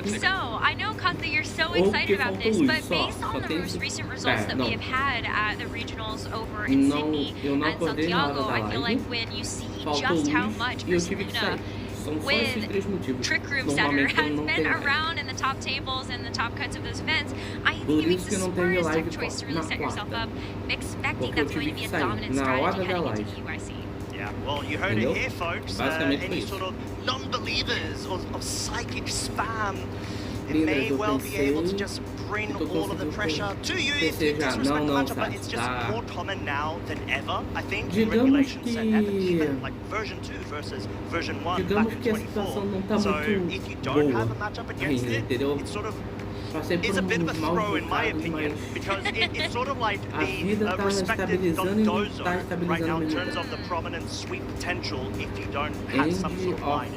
Yeah, there are definitely teams in the format that you must be prepared for, else you just get completely rolled over. And Slice Family is definitely in that category. Usually when we said size spam in the past, it's been hard to recruit size spam, but Iron Crown has really come out in this regulation, and we saw it just at the tail end of the first round of regulation, and it started to become Ô, Ellison, se tu lembrar os detalhes, talvez a gente lembre do episódio, entendeu?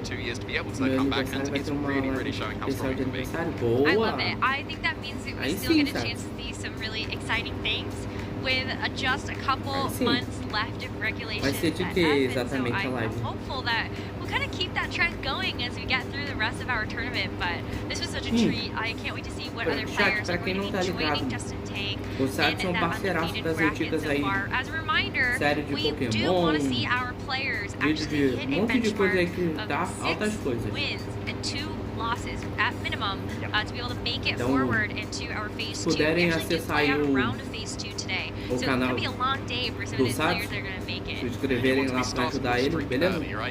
Infelizmente, como eu não tô com um retorno aqui, sabe? Não dá pra eu conseguir compartilhar teu canal, entendeu? E o bot pode até taxar se você tentar enviar link. Mas, gente, é só clicar no Satsu ou procurar o arroba dele que tá aparecendo aí. É só procurar o arroba do canal dele e se inscreverem, beleza?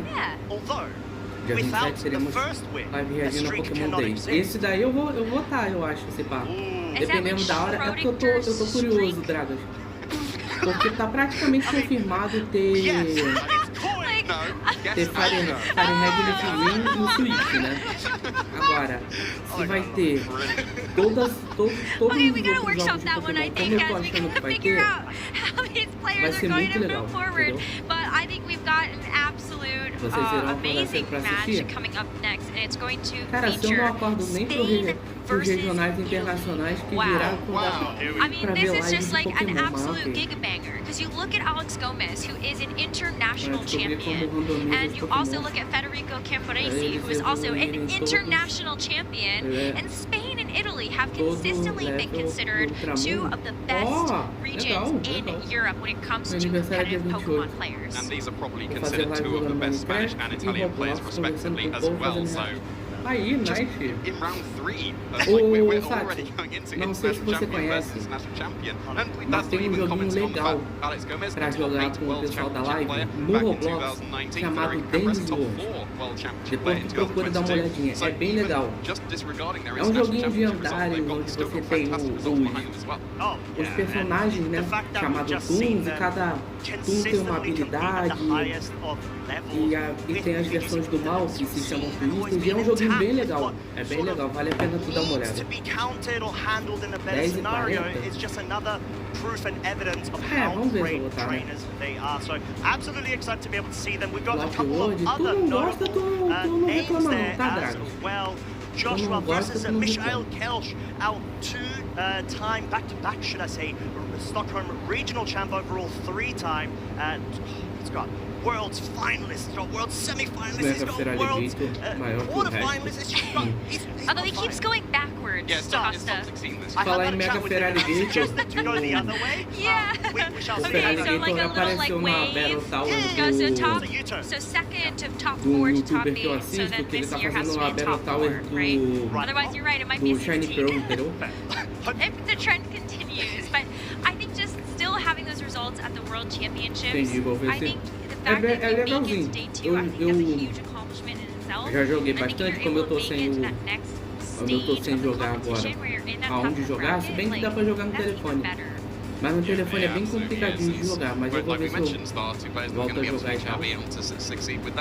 Inclusive, Satsu, se tu quiser me dar uma olhada, fazendo um merchanzinho aí, no meu canal tem 2 vídeos de Dance World, se tu quiser dar uma olhadinha, pra tu ver mais ou menos como é que é o jogo. E se tu procurar uns shorts aí, tem alguns momentos aleatórios com alguns amigos também, no Dance World. Então, se tu quiser dar uma risada e ver como é que é o jogo, dá pra ver por aí mesmo. Yeah, I mean, there's just so much historical trends that kind of get started here at UIC when I take a look back at some of the players that have been able to reach those top Ellison, tu lembra a temporada que foi? Become some of the best players in the entire world. está assistindo ou só jogando BD. Ele está jogando YouTube. Não, nesse momento, Dragas, eu tô no YouTube porque o Switch tá aqui na TV como meu retorno de chat, entendeu? Então eu tô vendo vocês através do Switch aqui na tela, entendeu? Por isso que quando eu viro quando meu VTuber vira a cabeça para um lado, eu tô lendo um chat. Parece que eu tô olhando nada, parece que eu tô olhando pra tela, mas eu tô vendo vocês, entendeu?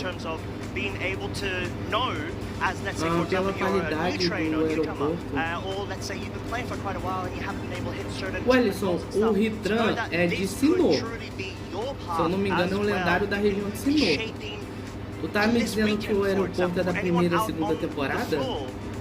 Isso aí é Índigo e Pokémon Jotô. Mindras, fale suas expectativas sobre Mega Golurk, Megazord. Cara, aeroporto ensinou, cara. Aeroporto ensinou. Eu não lembro de algum episódio em aeroporto ensinou, cara. Tem que dar uma olhada depois. Será que não foi no... Será que não foi no cruzeiro ou um barco, alguma coisa assim, Ellison? Porque até onde eu sei, o Ash ele vai pra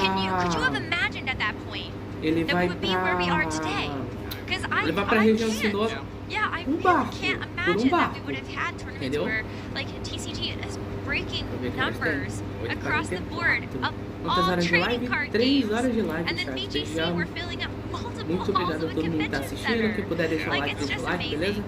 É isso. Terminar de tomar meu café aqui. is not something I expected to be able to do when I was back in my day all these years ago. But here we are. Back in our day, we had Alex Gomez, a very, very strong player, and still showing fantastic consistency. And going up against Federico Camporesi, like we've mentioned, 2 international champions in their own right. This is going to be a treat. Who've also been around for 10 years. Like, it is just one of those things where Pokemon has been something that you get a chance to be able to love forever. So I really am so excited to be able to feature both Alex Gomez, Berta, and Federico Camporesi as they do get ready to go for their match. And as we get a preview of what Pokemon to expect, both of these teams look very familiar. They are both parts of large team-building groups that work hard to be able to bring out the very best with themselves as well as their group, and they all lock in very similar teams.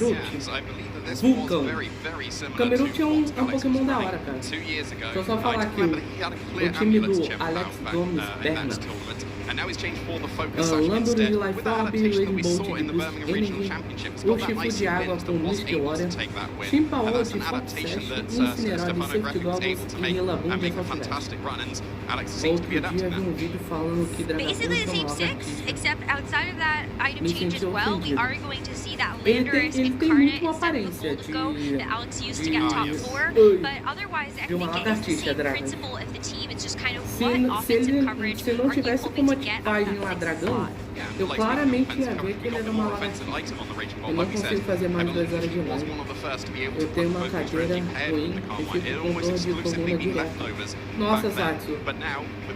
É porque tu não vê minhas lives aqui de regional internacional. São 8 a 10 horas de live no mínimo. Então assim, haja tempo aqui pra ficar conversando com o pessoal, entendeu? Yeah, and especially on top of all of this conditional abuse, if you can get them, because at times there might not be that wiggle room allowed for you to get those normalmente os regionais demoram 8 horas e os internacionais como hoje demoram mais 10 horas. I do think that this Raging Bull is supported by quite a few great partners. I think that's really where we see things like maybe the Icy Wind on the Chanpao actually help to get that Raging Booster Bull a little bit more speed.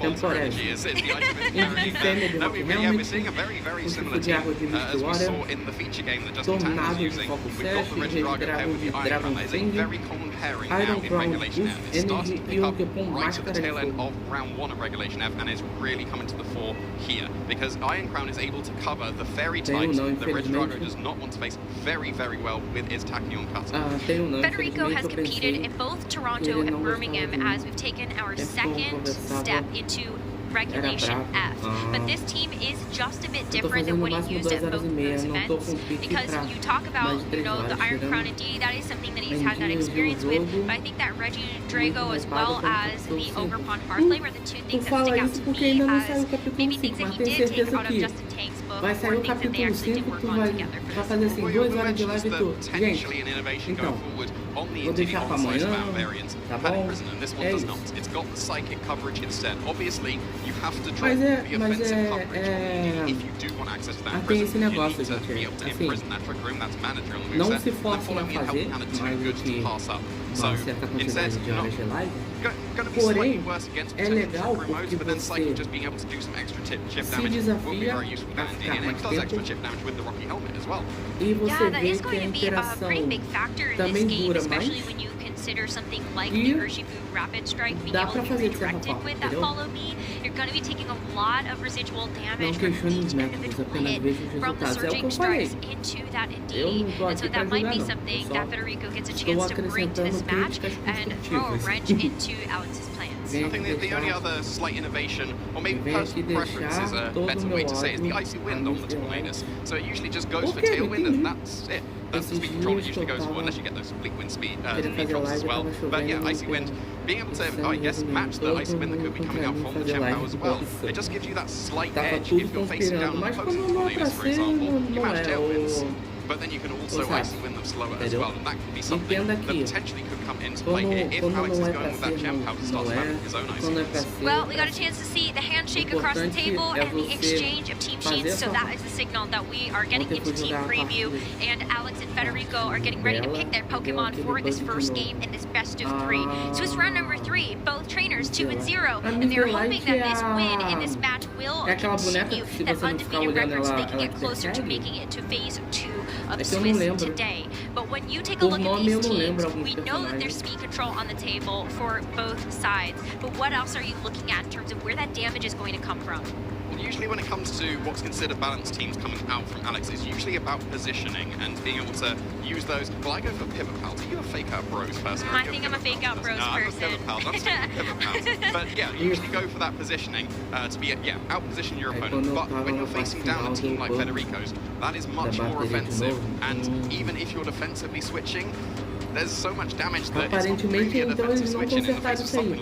Mas é o que eu falei ontem, Dragas, é que é mesmo aquela, igual aquela parte dos mini Huggy. Aquela parte ali até hoje eles não consertaram. É um RNG do jogo que se você cair nessa parte, tem muita chance de cair. Tem muita chance de você cair. E quando você cai, é um inferno pro RNG do jogo dar uma chance boa pra você conseguir passar. Entendeu? Acredito que essa da Miss Delight deve ser bem menos a chance do RNG do que é is going to be bringing to the table, and if that happens, that is where those damage trades become very, very hurtful to Alex's game plan. So as we get into game number 1, we are going to see Federico lock into the Reagindo as well as the Indeed, and we're going to have Alex with the Urshifu and the Chempow. Mas tu pode ver, eles não consertaram isso até hoje, deixaram passar isso aí, é bizarro, cara. Porque assim, é uma parte que não é difícil, não é pra ser difícil de passar. Mas é uma parte, cara, que você olha e fala, cara, se eu fizer isso aqui errado, ferrou, eu vou ficar preso. Eu tenho certeza pra tudo, Dragon, que assim que eu jogar Pop Playtime, o que eu vou ficar, principalmente no 2, né, o que eu vou ficar preso naquela parte dos mini Huggy, tu vai ver, eu vou passar lives e lives inteiras preso naquela parte, porque aquela parte é bugada. O RNG do jogo não vai deixar eu passar. Tu vai ver.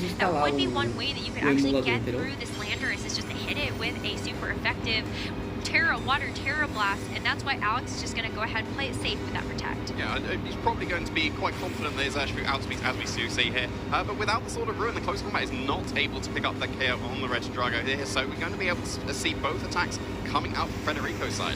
Ooh, but it is the Earth Power, so a nice little tech move that is going to be revealed on the Regidrago here for Federico, and that is going to be plenty to pick up that Steel Terra. Now, it is going to be down to a 2v2, as Alex is going to be forced to actually reveal that fourth and final Pokemon that he brought to this game 1, which may be very valuable information for Federico, but I think it works out even better in Alex's favor. He gets a chance to actually keep the terrain control now as the Rillaboom comes in to override that Psychic terrain, and now he also has priority Grassy Glide available. Yeah, there's nothing good that can be done on Federico's side. Being able to preserve that Rillaboom to overwrite the Psychic terrain, as we can see there, we've got the forfeit coming out from Federico with Alex taking this first game. It was just going to be a Grassy Glide with Fake Out probably to pick up KO and an Earth enough power, and then that's a double Tu jogando KO. Pokémon, Very, very tu nice jogava done 2 from Alex. FPS na Doesn't live? have the flutter main that is very common on Tu balance teams, voava and that no, frees up the Red tu Dragon voava no completely. bicho, tava você But em the power Champ point pra gente. very well to be able to put a stop to that. The Icy Wind was necessary there to be able to stop the Red Dragon energy from even KOing the resisted hit onto the Urshifu. So it's a really nice tech move that has picked up on the Champ House. But I wonder if that Icy Wind had missed the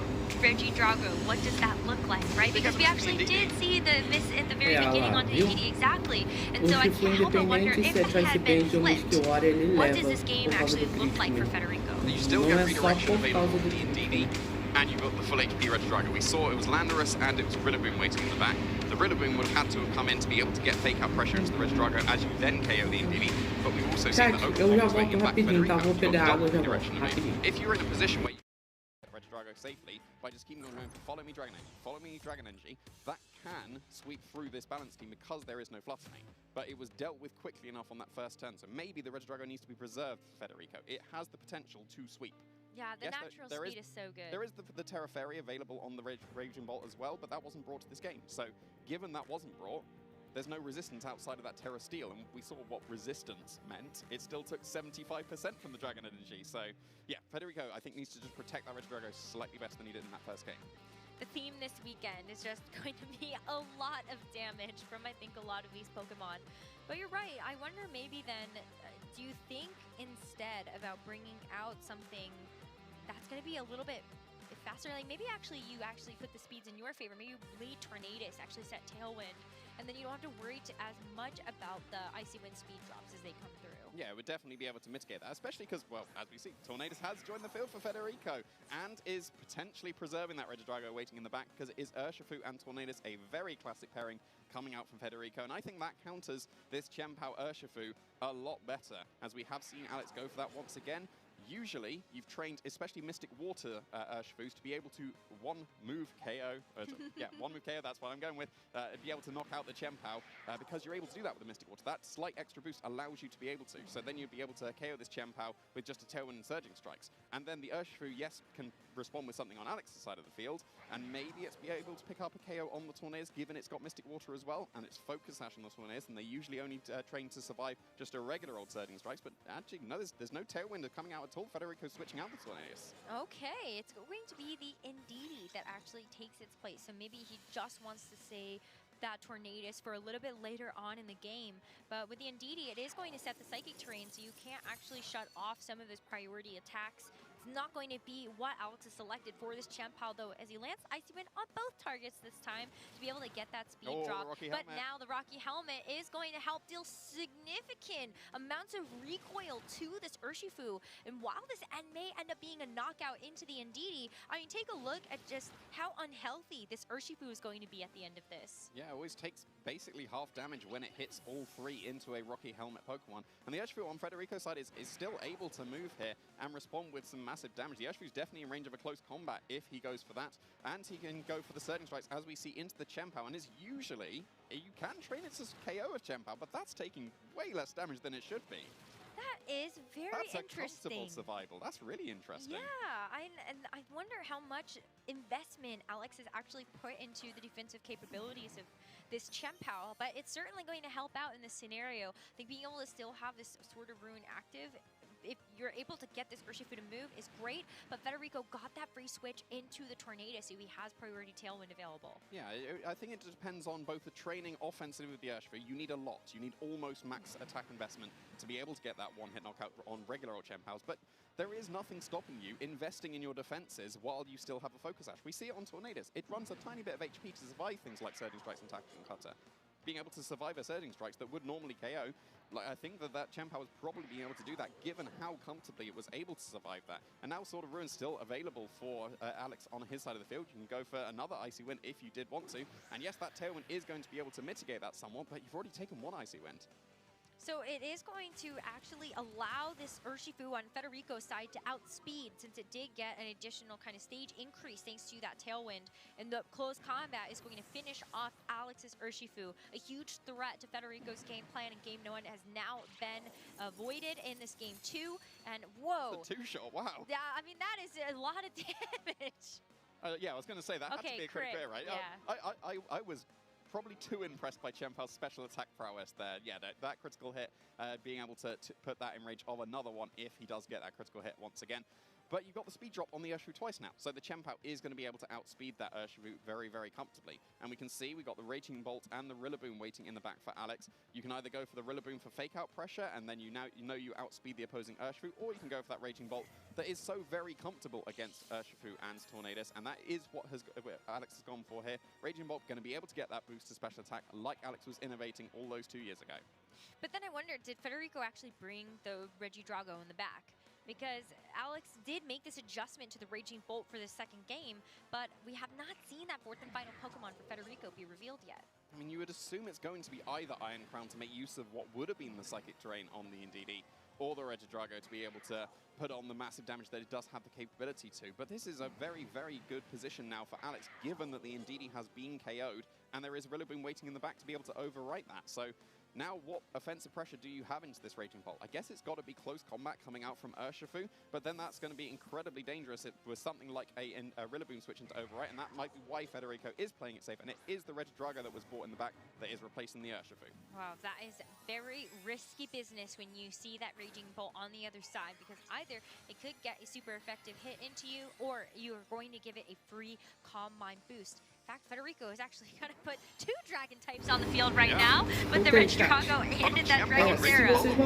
I know, I mean, you've got super effective hits from either of them, but I do believe that we ended up seeing this Liquid actually miss the Raging Bolt, but it will pick up the Chien-Pao. And that is going to help at least finish it off. There was no priority damage that could come through for these Pokemon because of that Psychic Dream, but the Dragon Pulse and the Regidrago is just a one-hit knockout. And so, unfortunately, Federico, that one Pokemon that he was hoping to preserve for the second game, just gets knocked out like that. Yeah, now we're down to Tornadus Urshifu against Raging Bolt. And also Rillaboom supporting it now. The Psychic Terrain has been overwritten. And now we've got the Grassy Terrain. You've got Fake Out pressure available to you. So you can very easily go for Fake Out into this Urshifu. It's probably not quite in range of Grassy Glide just yet. And the Fake Out damage will probably put it in range of that. So there's nothing really stopping. Yeah, just Fake Out and go on the offensive. And Federico knows it, throws in the towel. And Alex Gomez is able to win round 3 here in the European International Championship. Alex Gomez has been an international superstar in our competitive Pokemon circuit. After getting second at EUIC in 2018, he followed it up with a top 16 at EUIC the following year, and then eventually became an international champion over at NAIC in 2023. Since then, he has still put on amazing performances at the regional level, but I know for Alex, he's chasing another massive victory, so maybe it would be here at the UIC be able to join his compatriot Aaron Rios over there for Spain. Yeah, he is for sure starting his Schrödinger streak at this point with a 3-0 going forward. Very, very nicely done. As we said before, he had a very deep run 2 years ago in this format in Regulation F in 2024, and has already started with a really, really good showing. And I think the adaptation, like he was clear Amulet back in 2 years ago on his Chien-Pao, and it didn't have Icy Wind, but Icy Wind was so important. It was able to do actually respectable damage of all things, coming from a Chien-Pao that's known for its attack, not special attack, but also that speed control was really, really nice for him to be able to put things slower, like this Raging Bolt was being able to just go on the offensive after those Icy Winds and catching the Regidrago on the switch, and that was what sealed the game. That really is the kind of that final nail in the coffin of that second game, because had that Regidrago actually kind of been given the space to operate, as you were talking about the support from the Tailwind, just to make sure that you were mitigating those Icy Wind drops. And then if you actually still had something like the Indeedee to redirect away those attacks, I think maybe this Regidrago could have actually done a little bit more for Federico, but that is the balanced expertise in the positioning game that Alex Gomez was able to showcase for us. Just showing even though you've got this overwhelming amount of offense on Federico's side, if you're smart about it and you actually get the right Pokemon in at the right time, you can win those games. Yeah, when the balanced teams don't have a Flutter main, then Regidrago should be very good. But quero ver Alex took aquele out do herói do position very, escudo very também, nicely. The porque icy tem gente wind que fala chip bem, tem damage gente que on that fala first turn mal. the game was necessary, otherwise the Ursh would have been KO'd. Right. And then it did so much work that save for the first game. Like Chepao and Ursh were on the field for 4 turns in a row, just putting on the offense. So that was really, really nicely done. And yeah, I can't wait any longer. We need to throw it over to the stage with Costa to see how Alex was able to take this round 3 here Caraca, in como the é que é o European nome International do Championship. anime que o Calux fala? É alguma... Chama alguma coisa Frontier. It is my absolute É pleasure alguma to be coisa on the Frontier. stage here with none other than Alex da minha Gomez, placa your aqui, winner of Swiss round number 3, currently undefeated. Boa. Alex, my friend, you have got so many E vocês, accomplishments, ô but chat? you are up against Quais another animes que IC vocês champion. How assistiram? are Tem you feeling? vontade de assistir? Feeling great. Fede is an amazing player. I think he has great chances to win the Eu acho tournament. que o meu anime He's favorito eu nem 2-1 preciso right now. dizer, né? Já So, disse yeah, so inúmeras far, vezes so good. aqui e Let's see eu já what digo. I pull in the next rounds Eu sei because que a gente... right now Eu I sei have que eu faced falei, mas a gente vai two escolher Mid-Tour Saluna and one Sizeman, which I was expecting to face this, and I think I prepared well against these teams. quando for But there lá is some na stuff which Kick I'm pra very assistir, afraid não. of, so Eu vou fazer let's see vocês how the assistirem tournament Fairy Tail e keeps vocês going. não vão se Yeah, exactly. arrepender. It's sort of taking it one Vou set ver at esse a anime, time vou ver a and segunda one game at temporada, a que time o within those. Shang, você... Up against Fede, Shangri-La, like you said, sei lá, very eu notable esqueci o nome, player, o having the Calux, que é um Sizeman amigo mode. meu, sabe? He looked very comfortable in terms of gosta being pra able caramba to desse anime, eu handle esqueci it, o really nome. relying on like the Rillaboom, and then also the Rage Bolt. So do you have, Tem let's say for anime example, bom that que matchup lançou completely recentemente, que o cara lined encara out num dragão. in terms of, Ele, you por know what you acaso, need to volta do num and those slight dragão... optimizations? Yes, I um optimized the dragão team a little bit de to teste, beat Sizeman and Mid-Tour que é o Saluna único que consistently. consegue ter I a think forma the team humana. can beat this kind of Por things as I acaso, just mentioned, but seria esse? of course the players in this tournament, Que se for, they are too se strong. for So isso que even eu tô if I pensando, optimize my team, they can still beat me. I think this Calux meta também in the falou end sobre it's ele. a lot about 50-50s, and whoever is better will win. So yeah, let's see who I face next. Yeah, Já vi esse exactly, anime de Fairy Tail and you were também. able to just Cara, find a way Fairy to Tail sort of é... neutralize Fede's side spam mode and Fairy you know, Tail he é sort o of melhor felt forced anime, to go for na minha game opinião. 2 quick mode with the Assim, tornadoes and sort of like try to break through podem your falar lines mal o que for. and maybe have the side spam in the back. So Podem falar mal in o that que scenario, did you for feel de still Fairy Tail. relatively comfortable? You led Não with me GM power, you afeta. have the Pra mim Urshas as continua well. sendo Is that o always melhor like a set anime de mode for you to todos. be able E to vocês vão handle assistir comigo, tá? the initial Pokemon Já and fiquem then avisados. get through Brasil? to the Indeedee? O que? Ele é Because I feel like that's a very brasileiro, crucial part of this Dragas? matchup. Yeah, as you said, I got rid of the Indeedee, for example, in Game 2. And in Game 2 I picked Raging Bolt. In the end, you can pick Raging Ball in Game 1 or Blando in Game 2. Like, you can change around the matchup. In Game 1 I got it right that he didn't pick Tornadoes. So Landorus was clutch because if there is Tornadoes, Lando is not so Não, strong. o Grey ele é da hora. Instead, in Game 2, Ô, he picked, Sati, tu acredita que Tornadoes and I picked Raging recentemente Ball. saiu So a that gave me the upper quest hand dos 100 in the anos, a matchup. nova temporada de Fairy Tail? Yeah, as I said, in the end, you Assista need se to você read, não assistiu, and I tu think vai, I got tu it vai right this gostar. round, Ainda não lançou completo, né? Só lançou, se eu não me engano, a primeira parte, né? Dos dragões e tal. Mas assista, é muito boa, é muito boa.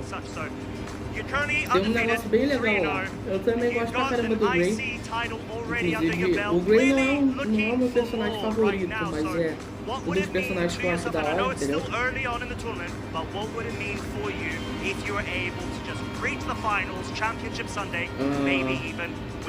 Mas é muito bom. Mas vocês não assistem, vocês não vão se arrepender, gente. Fairy Tail tem simplesmente aberturas sensacionais e carismáticas. Tem uma abertura representando o Brasil. Que anime que você vê que tem uma abertura que representa o Brasil? Não tem, é impossível. Os caras representaram a essência do brasileiro numa abertura, samba. Fairy Tail tem uma abertura que é samba. Vocês têm noção disso? Vocês têm que assistir. Eu vou colocar pra vocês assistirem. O melhor anime é um frame mesmo. O famoso Garou escorregadio. Garou em PNG escorregadio. Of course, até my team always solucei start de tão calling engraçado que foi. Canecro, Antonio, Sekian, everyone at home who is cheering at me. Of course, girlfriend, my dad, my mom, all my friends. Yeah, just blessed eu vou to be beber here água competing. So thank you so me much. deu And thanks to you. soluço. thank you to you for being such a Chat, star. bebam água, não esqueçam But de yeah, se so, hidratar. right before I let you go for the Swiss round number 4, I'm going to ask you, 30th anniversary, it's mandatory. Who is your favorite Pokemon and why is it not Raging Bolt? Boost Energy, sorry. Who is your favorite Pokemon? The streets say that my favorite Pokemon is Liepard, but it's not. In fact, it's Hariyama. Yeah. Mas aí, ô chat, Okay, qual so é o not anime Iron favorito Hands, de vocês? DOG. Yeah, of course. Yes. Alright, we take those, right? That has been us. Thank you very much, everybody. We're going to be coming to a very short break, and we'll be back with Swiss round number 4. Don't go anywhere. Catch you soon. O que vocês ainda não assistiram, mas muita gente fala pra assistir. My name is Emanuele Briganti, and it feels amazing to be with you. Convenhamos, nem passa perto I de think tão in general frio what que é helped me Superonze. more was Então, vou to falar polêmico. try to risk a little bit Vamos ver when qual é I o felt polêmico like que it. o Dragas vai falar. And as I did Lá on the vem. finals, the switching on 9s, for example, helped me win the game. Pera, o Though teu there anime were so many favorito, because I faced so many great o que players. você não gosta, Actually, everyone I played e didn't que, let me rest, que so I had você to like quer, think hard nunca viu, mas for every falam, é round. isso, Dragas? So Nessa if I ordem? had to tell you Tá. everything, Teu anime so favorito, thanks so então, much, seria because everyone o My was Hero so great. Academia, Key moments, o anime que I você não think gostou, not Naruto, really just e because que the level was so você high nunca assistiu, mas falam until pra the caramba dele. final, One Piece. and I'm Ah, gonna mention again that moment. Dragas, se eu te that falar because it was like an hit or que miss tour, if I get eu it, comecei a ver One pretty much Piece win. If I don't, do I have to 900 pay e pouco game pra play. frente. Incredibly, it changed Eu my tenho que whole voltar a life. ver. Eu tô Right vendo pela now, série, my group of mas eu tenho que friends voltar a ver. just Se tu made tem of Netflix, people ô Dragas, who I tu met consegue ver playing tranquilamente. and I'm so glad for this. And Pelo it que gave me parece, tem so many todas as opportunities, temporadas. even in real life. Tem Like, todas as it even temporadas opened lá, eu my acho. view Entendeu? because, like, traveling and Mas talking por with que people tu não from gostou de different Naruto? cultures teach Assim, me a lot. eu acho que eu entendo porque você não pegou. Você não é da época de Will Naruto let igual me eu, né? remember that I have what it takes to achieve what I want. É porque falar de Naruto é I um pouco think it's complicado, the né? first step to start Naruto tem muito journey to personagem learning and significativo, né? hopefully become better and better. É uma So, obra like, boa, I don't have a plan for the isso não whole dá pra season. negar. So I Gosto não just se discute, be mas like playing que other Naruto é tournaments uma based obra on my boa feelings. I'm no pretty sure it's contexto not dela, gonna com be certeza, my isso é last fato. one. Also because, like I said, Entendeu? it's the first step to always get Naruto better and better. é aquele tipo So de if I anime just que stop por mais there, que você não goste, it's not gonna be a beginning, é impossível você não se so, identificar com like I nenhum said, personagem. since I want it to be a beginning, I will. E isso muitas vezes One não thing é, that helped me a não lot é, is changing the não é approach on how it's feito event. em For muitos example, I animes, didn't tanto have hoje the em dia quanto expectation to antigamente. win. I Pô, had the goal to win. no caso mais pra But frente. since Tô I vendo didn't have the Pokémon até expectation, hoje. I couldn't really feel bad Ih, if pera, it went bad because ô Satsu, eu também, pô. like that was not what I was thinking about. So for sure, Eu vejo always desde aim do high, primeiro, but pô. don't let your Tô results vendo um ruin anime your agora experience. chamado Everyone has bad tournaments, so é muito even the bom. best. E tem até Ah, sim, eu tô ligado. Eu vi recentemente um podcast que a Seda Bispo e ela falou sobre essa personagem. Parece que é o anime favorito dela. Ela viu o mangá todo. Viu o mangá todo. Preparing for a regional, what I usually do is I play a lot of live, but I have a spreadsheet next to me with like every single deck I play. Eu não sei sobre o que é o anime, mas parece que é legal, né? É um anime de mistério, eu acho, né? Ainda que o Pokémon não, não ironicamente, mas vi. Condense all my knowledge and get better at my deck as quickly as possible. I think it's very important Mas that you alguém never aí do cut out your chat quer team or falar a team o member too seu anime early. favorito? You need a few games to determine, O okay, anime this que isn't você going não to work. gostou e You o know, anime just que todo testing mundo so fala, many games over você the past não like 2 viu, porém months. todo mundo That's how I ended fala. up with the 6 that I have here today. Some unconventional, but sometimes if it fits for your team, that's what you need to go with. Practice with, I'd say, the Great League or the Ultra League. Go on the app and just like practice. Learn some strategies and just practice, basically. Practice makes perfect, so. Personally, live and going to locals, I go once or twice a week as best as I can. You know, and going against people, it's different from live, but like it's good to get the reps in. I think that there are a few good ways to test your team. Some of the best include just competing at locals and going out and getting real experience with other players.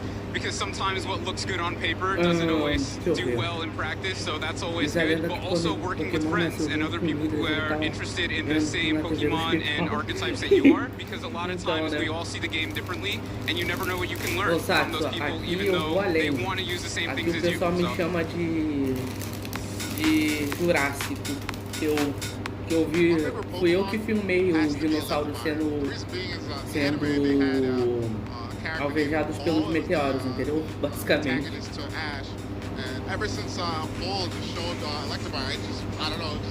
Não, o Electivire é sensacional mesmo. É um dos meus Pokés favoritos. I like to sleep a lot before an event, get well rested.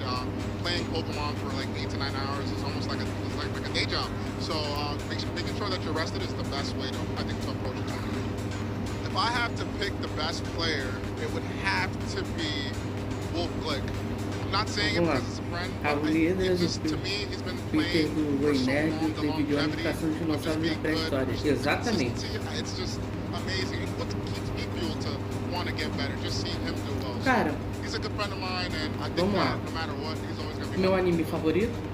So, my overall Sem goal dúvidas. playing this game, when I first started, Fairy honestly, Tail. it was the Anime pricing que that eu got não me interested, and I gostei. thought that I could be one of the very best. Now it's so much more than just the pricing. I want to be somebody that people of color can look up to that play this game. There's very few of us that play this game, and just coming out to these events and placing well brings other Assim, eu normalmente não vejo muito anime que eu não gosto, né? Mas, tipo assim, normalmente eu dropo ele no primeiro episódio, se for. Mas um anime que eu não gostei, cara. Acho que não tem, por enquanto. E o anime que eu não vi, mas falam bastante, o Herói do Escudo é um deles. Deixa eu ver, o Herói do Escudo.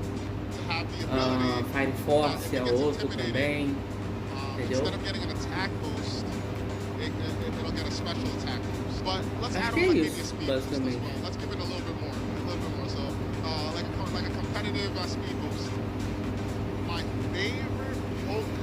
Acho que é isso.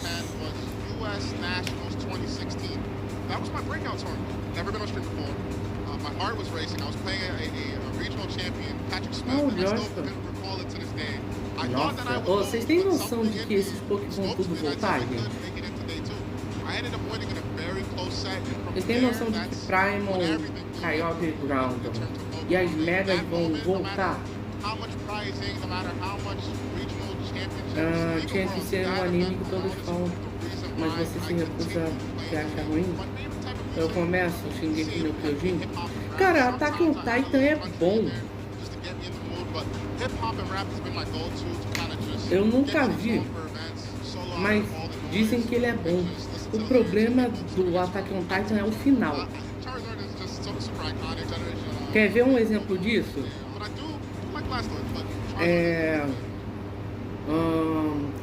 Vinland Saga. Vinland Saga é exemplo disso. Entendeu? Vinland Saga é um anime que o pessoal fala mal pra caramba. Tem gente que fala muito mal. Mas cara, é um anime sensacional, gente. Que Vinland Saga é meme, que não sei o que, gente, assista as 3 temporadas de Vinland Saga que tem. Cara, é um anime sensacional. O meu pai, eu coloquei meu pai pra ver alguns animes. Cara, meu pai gostou pra caramba. Meu pai gostou do anime, cara. Tudo bem que o repertório dele basicamente se resume a Jujutsu,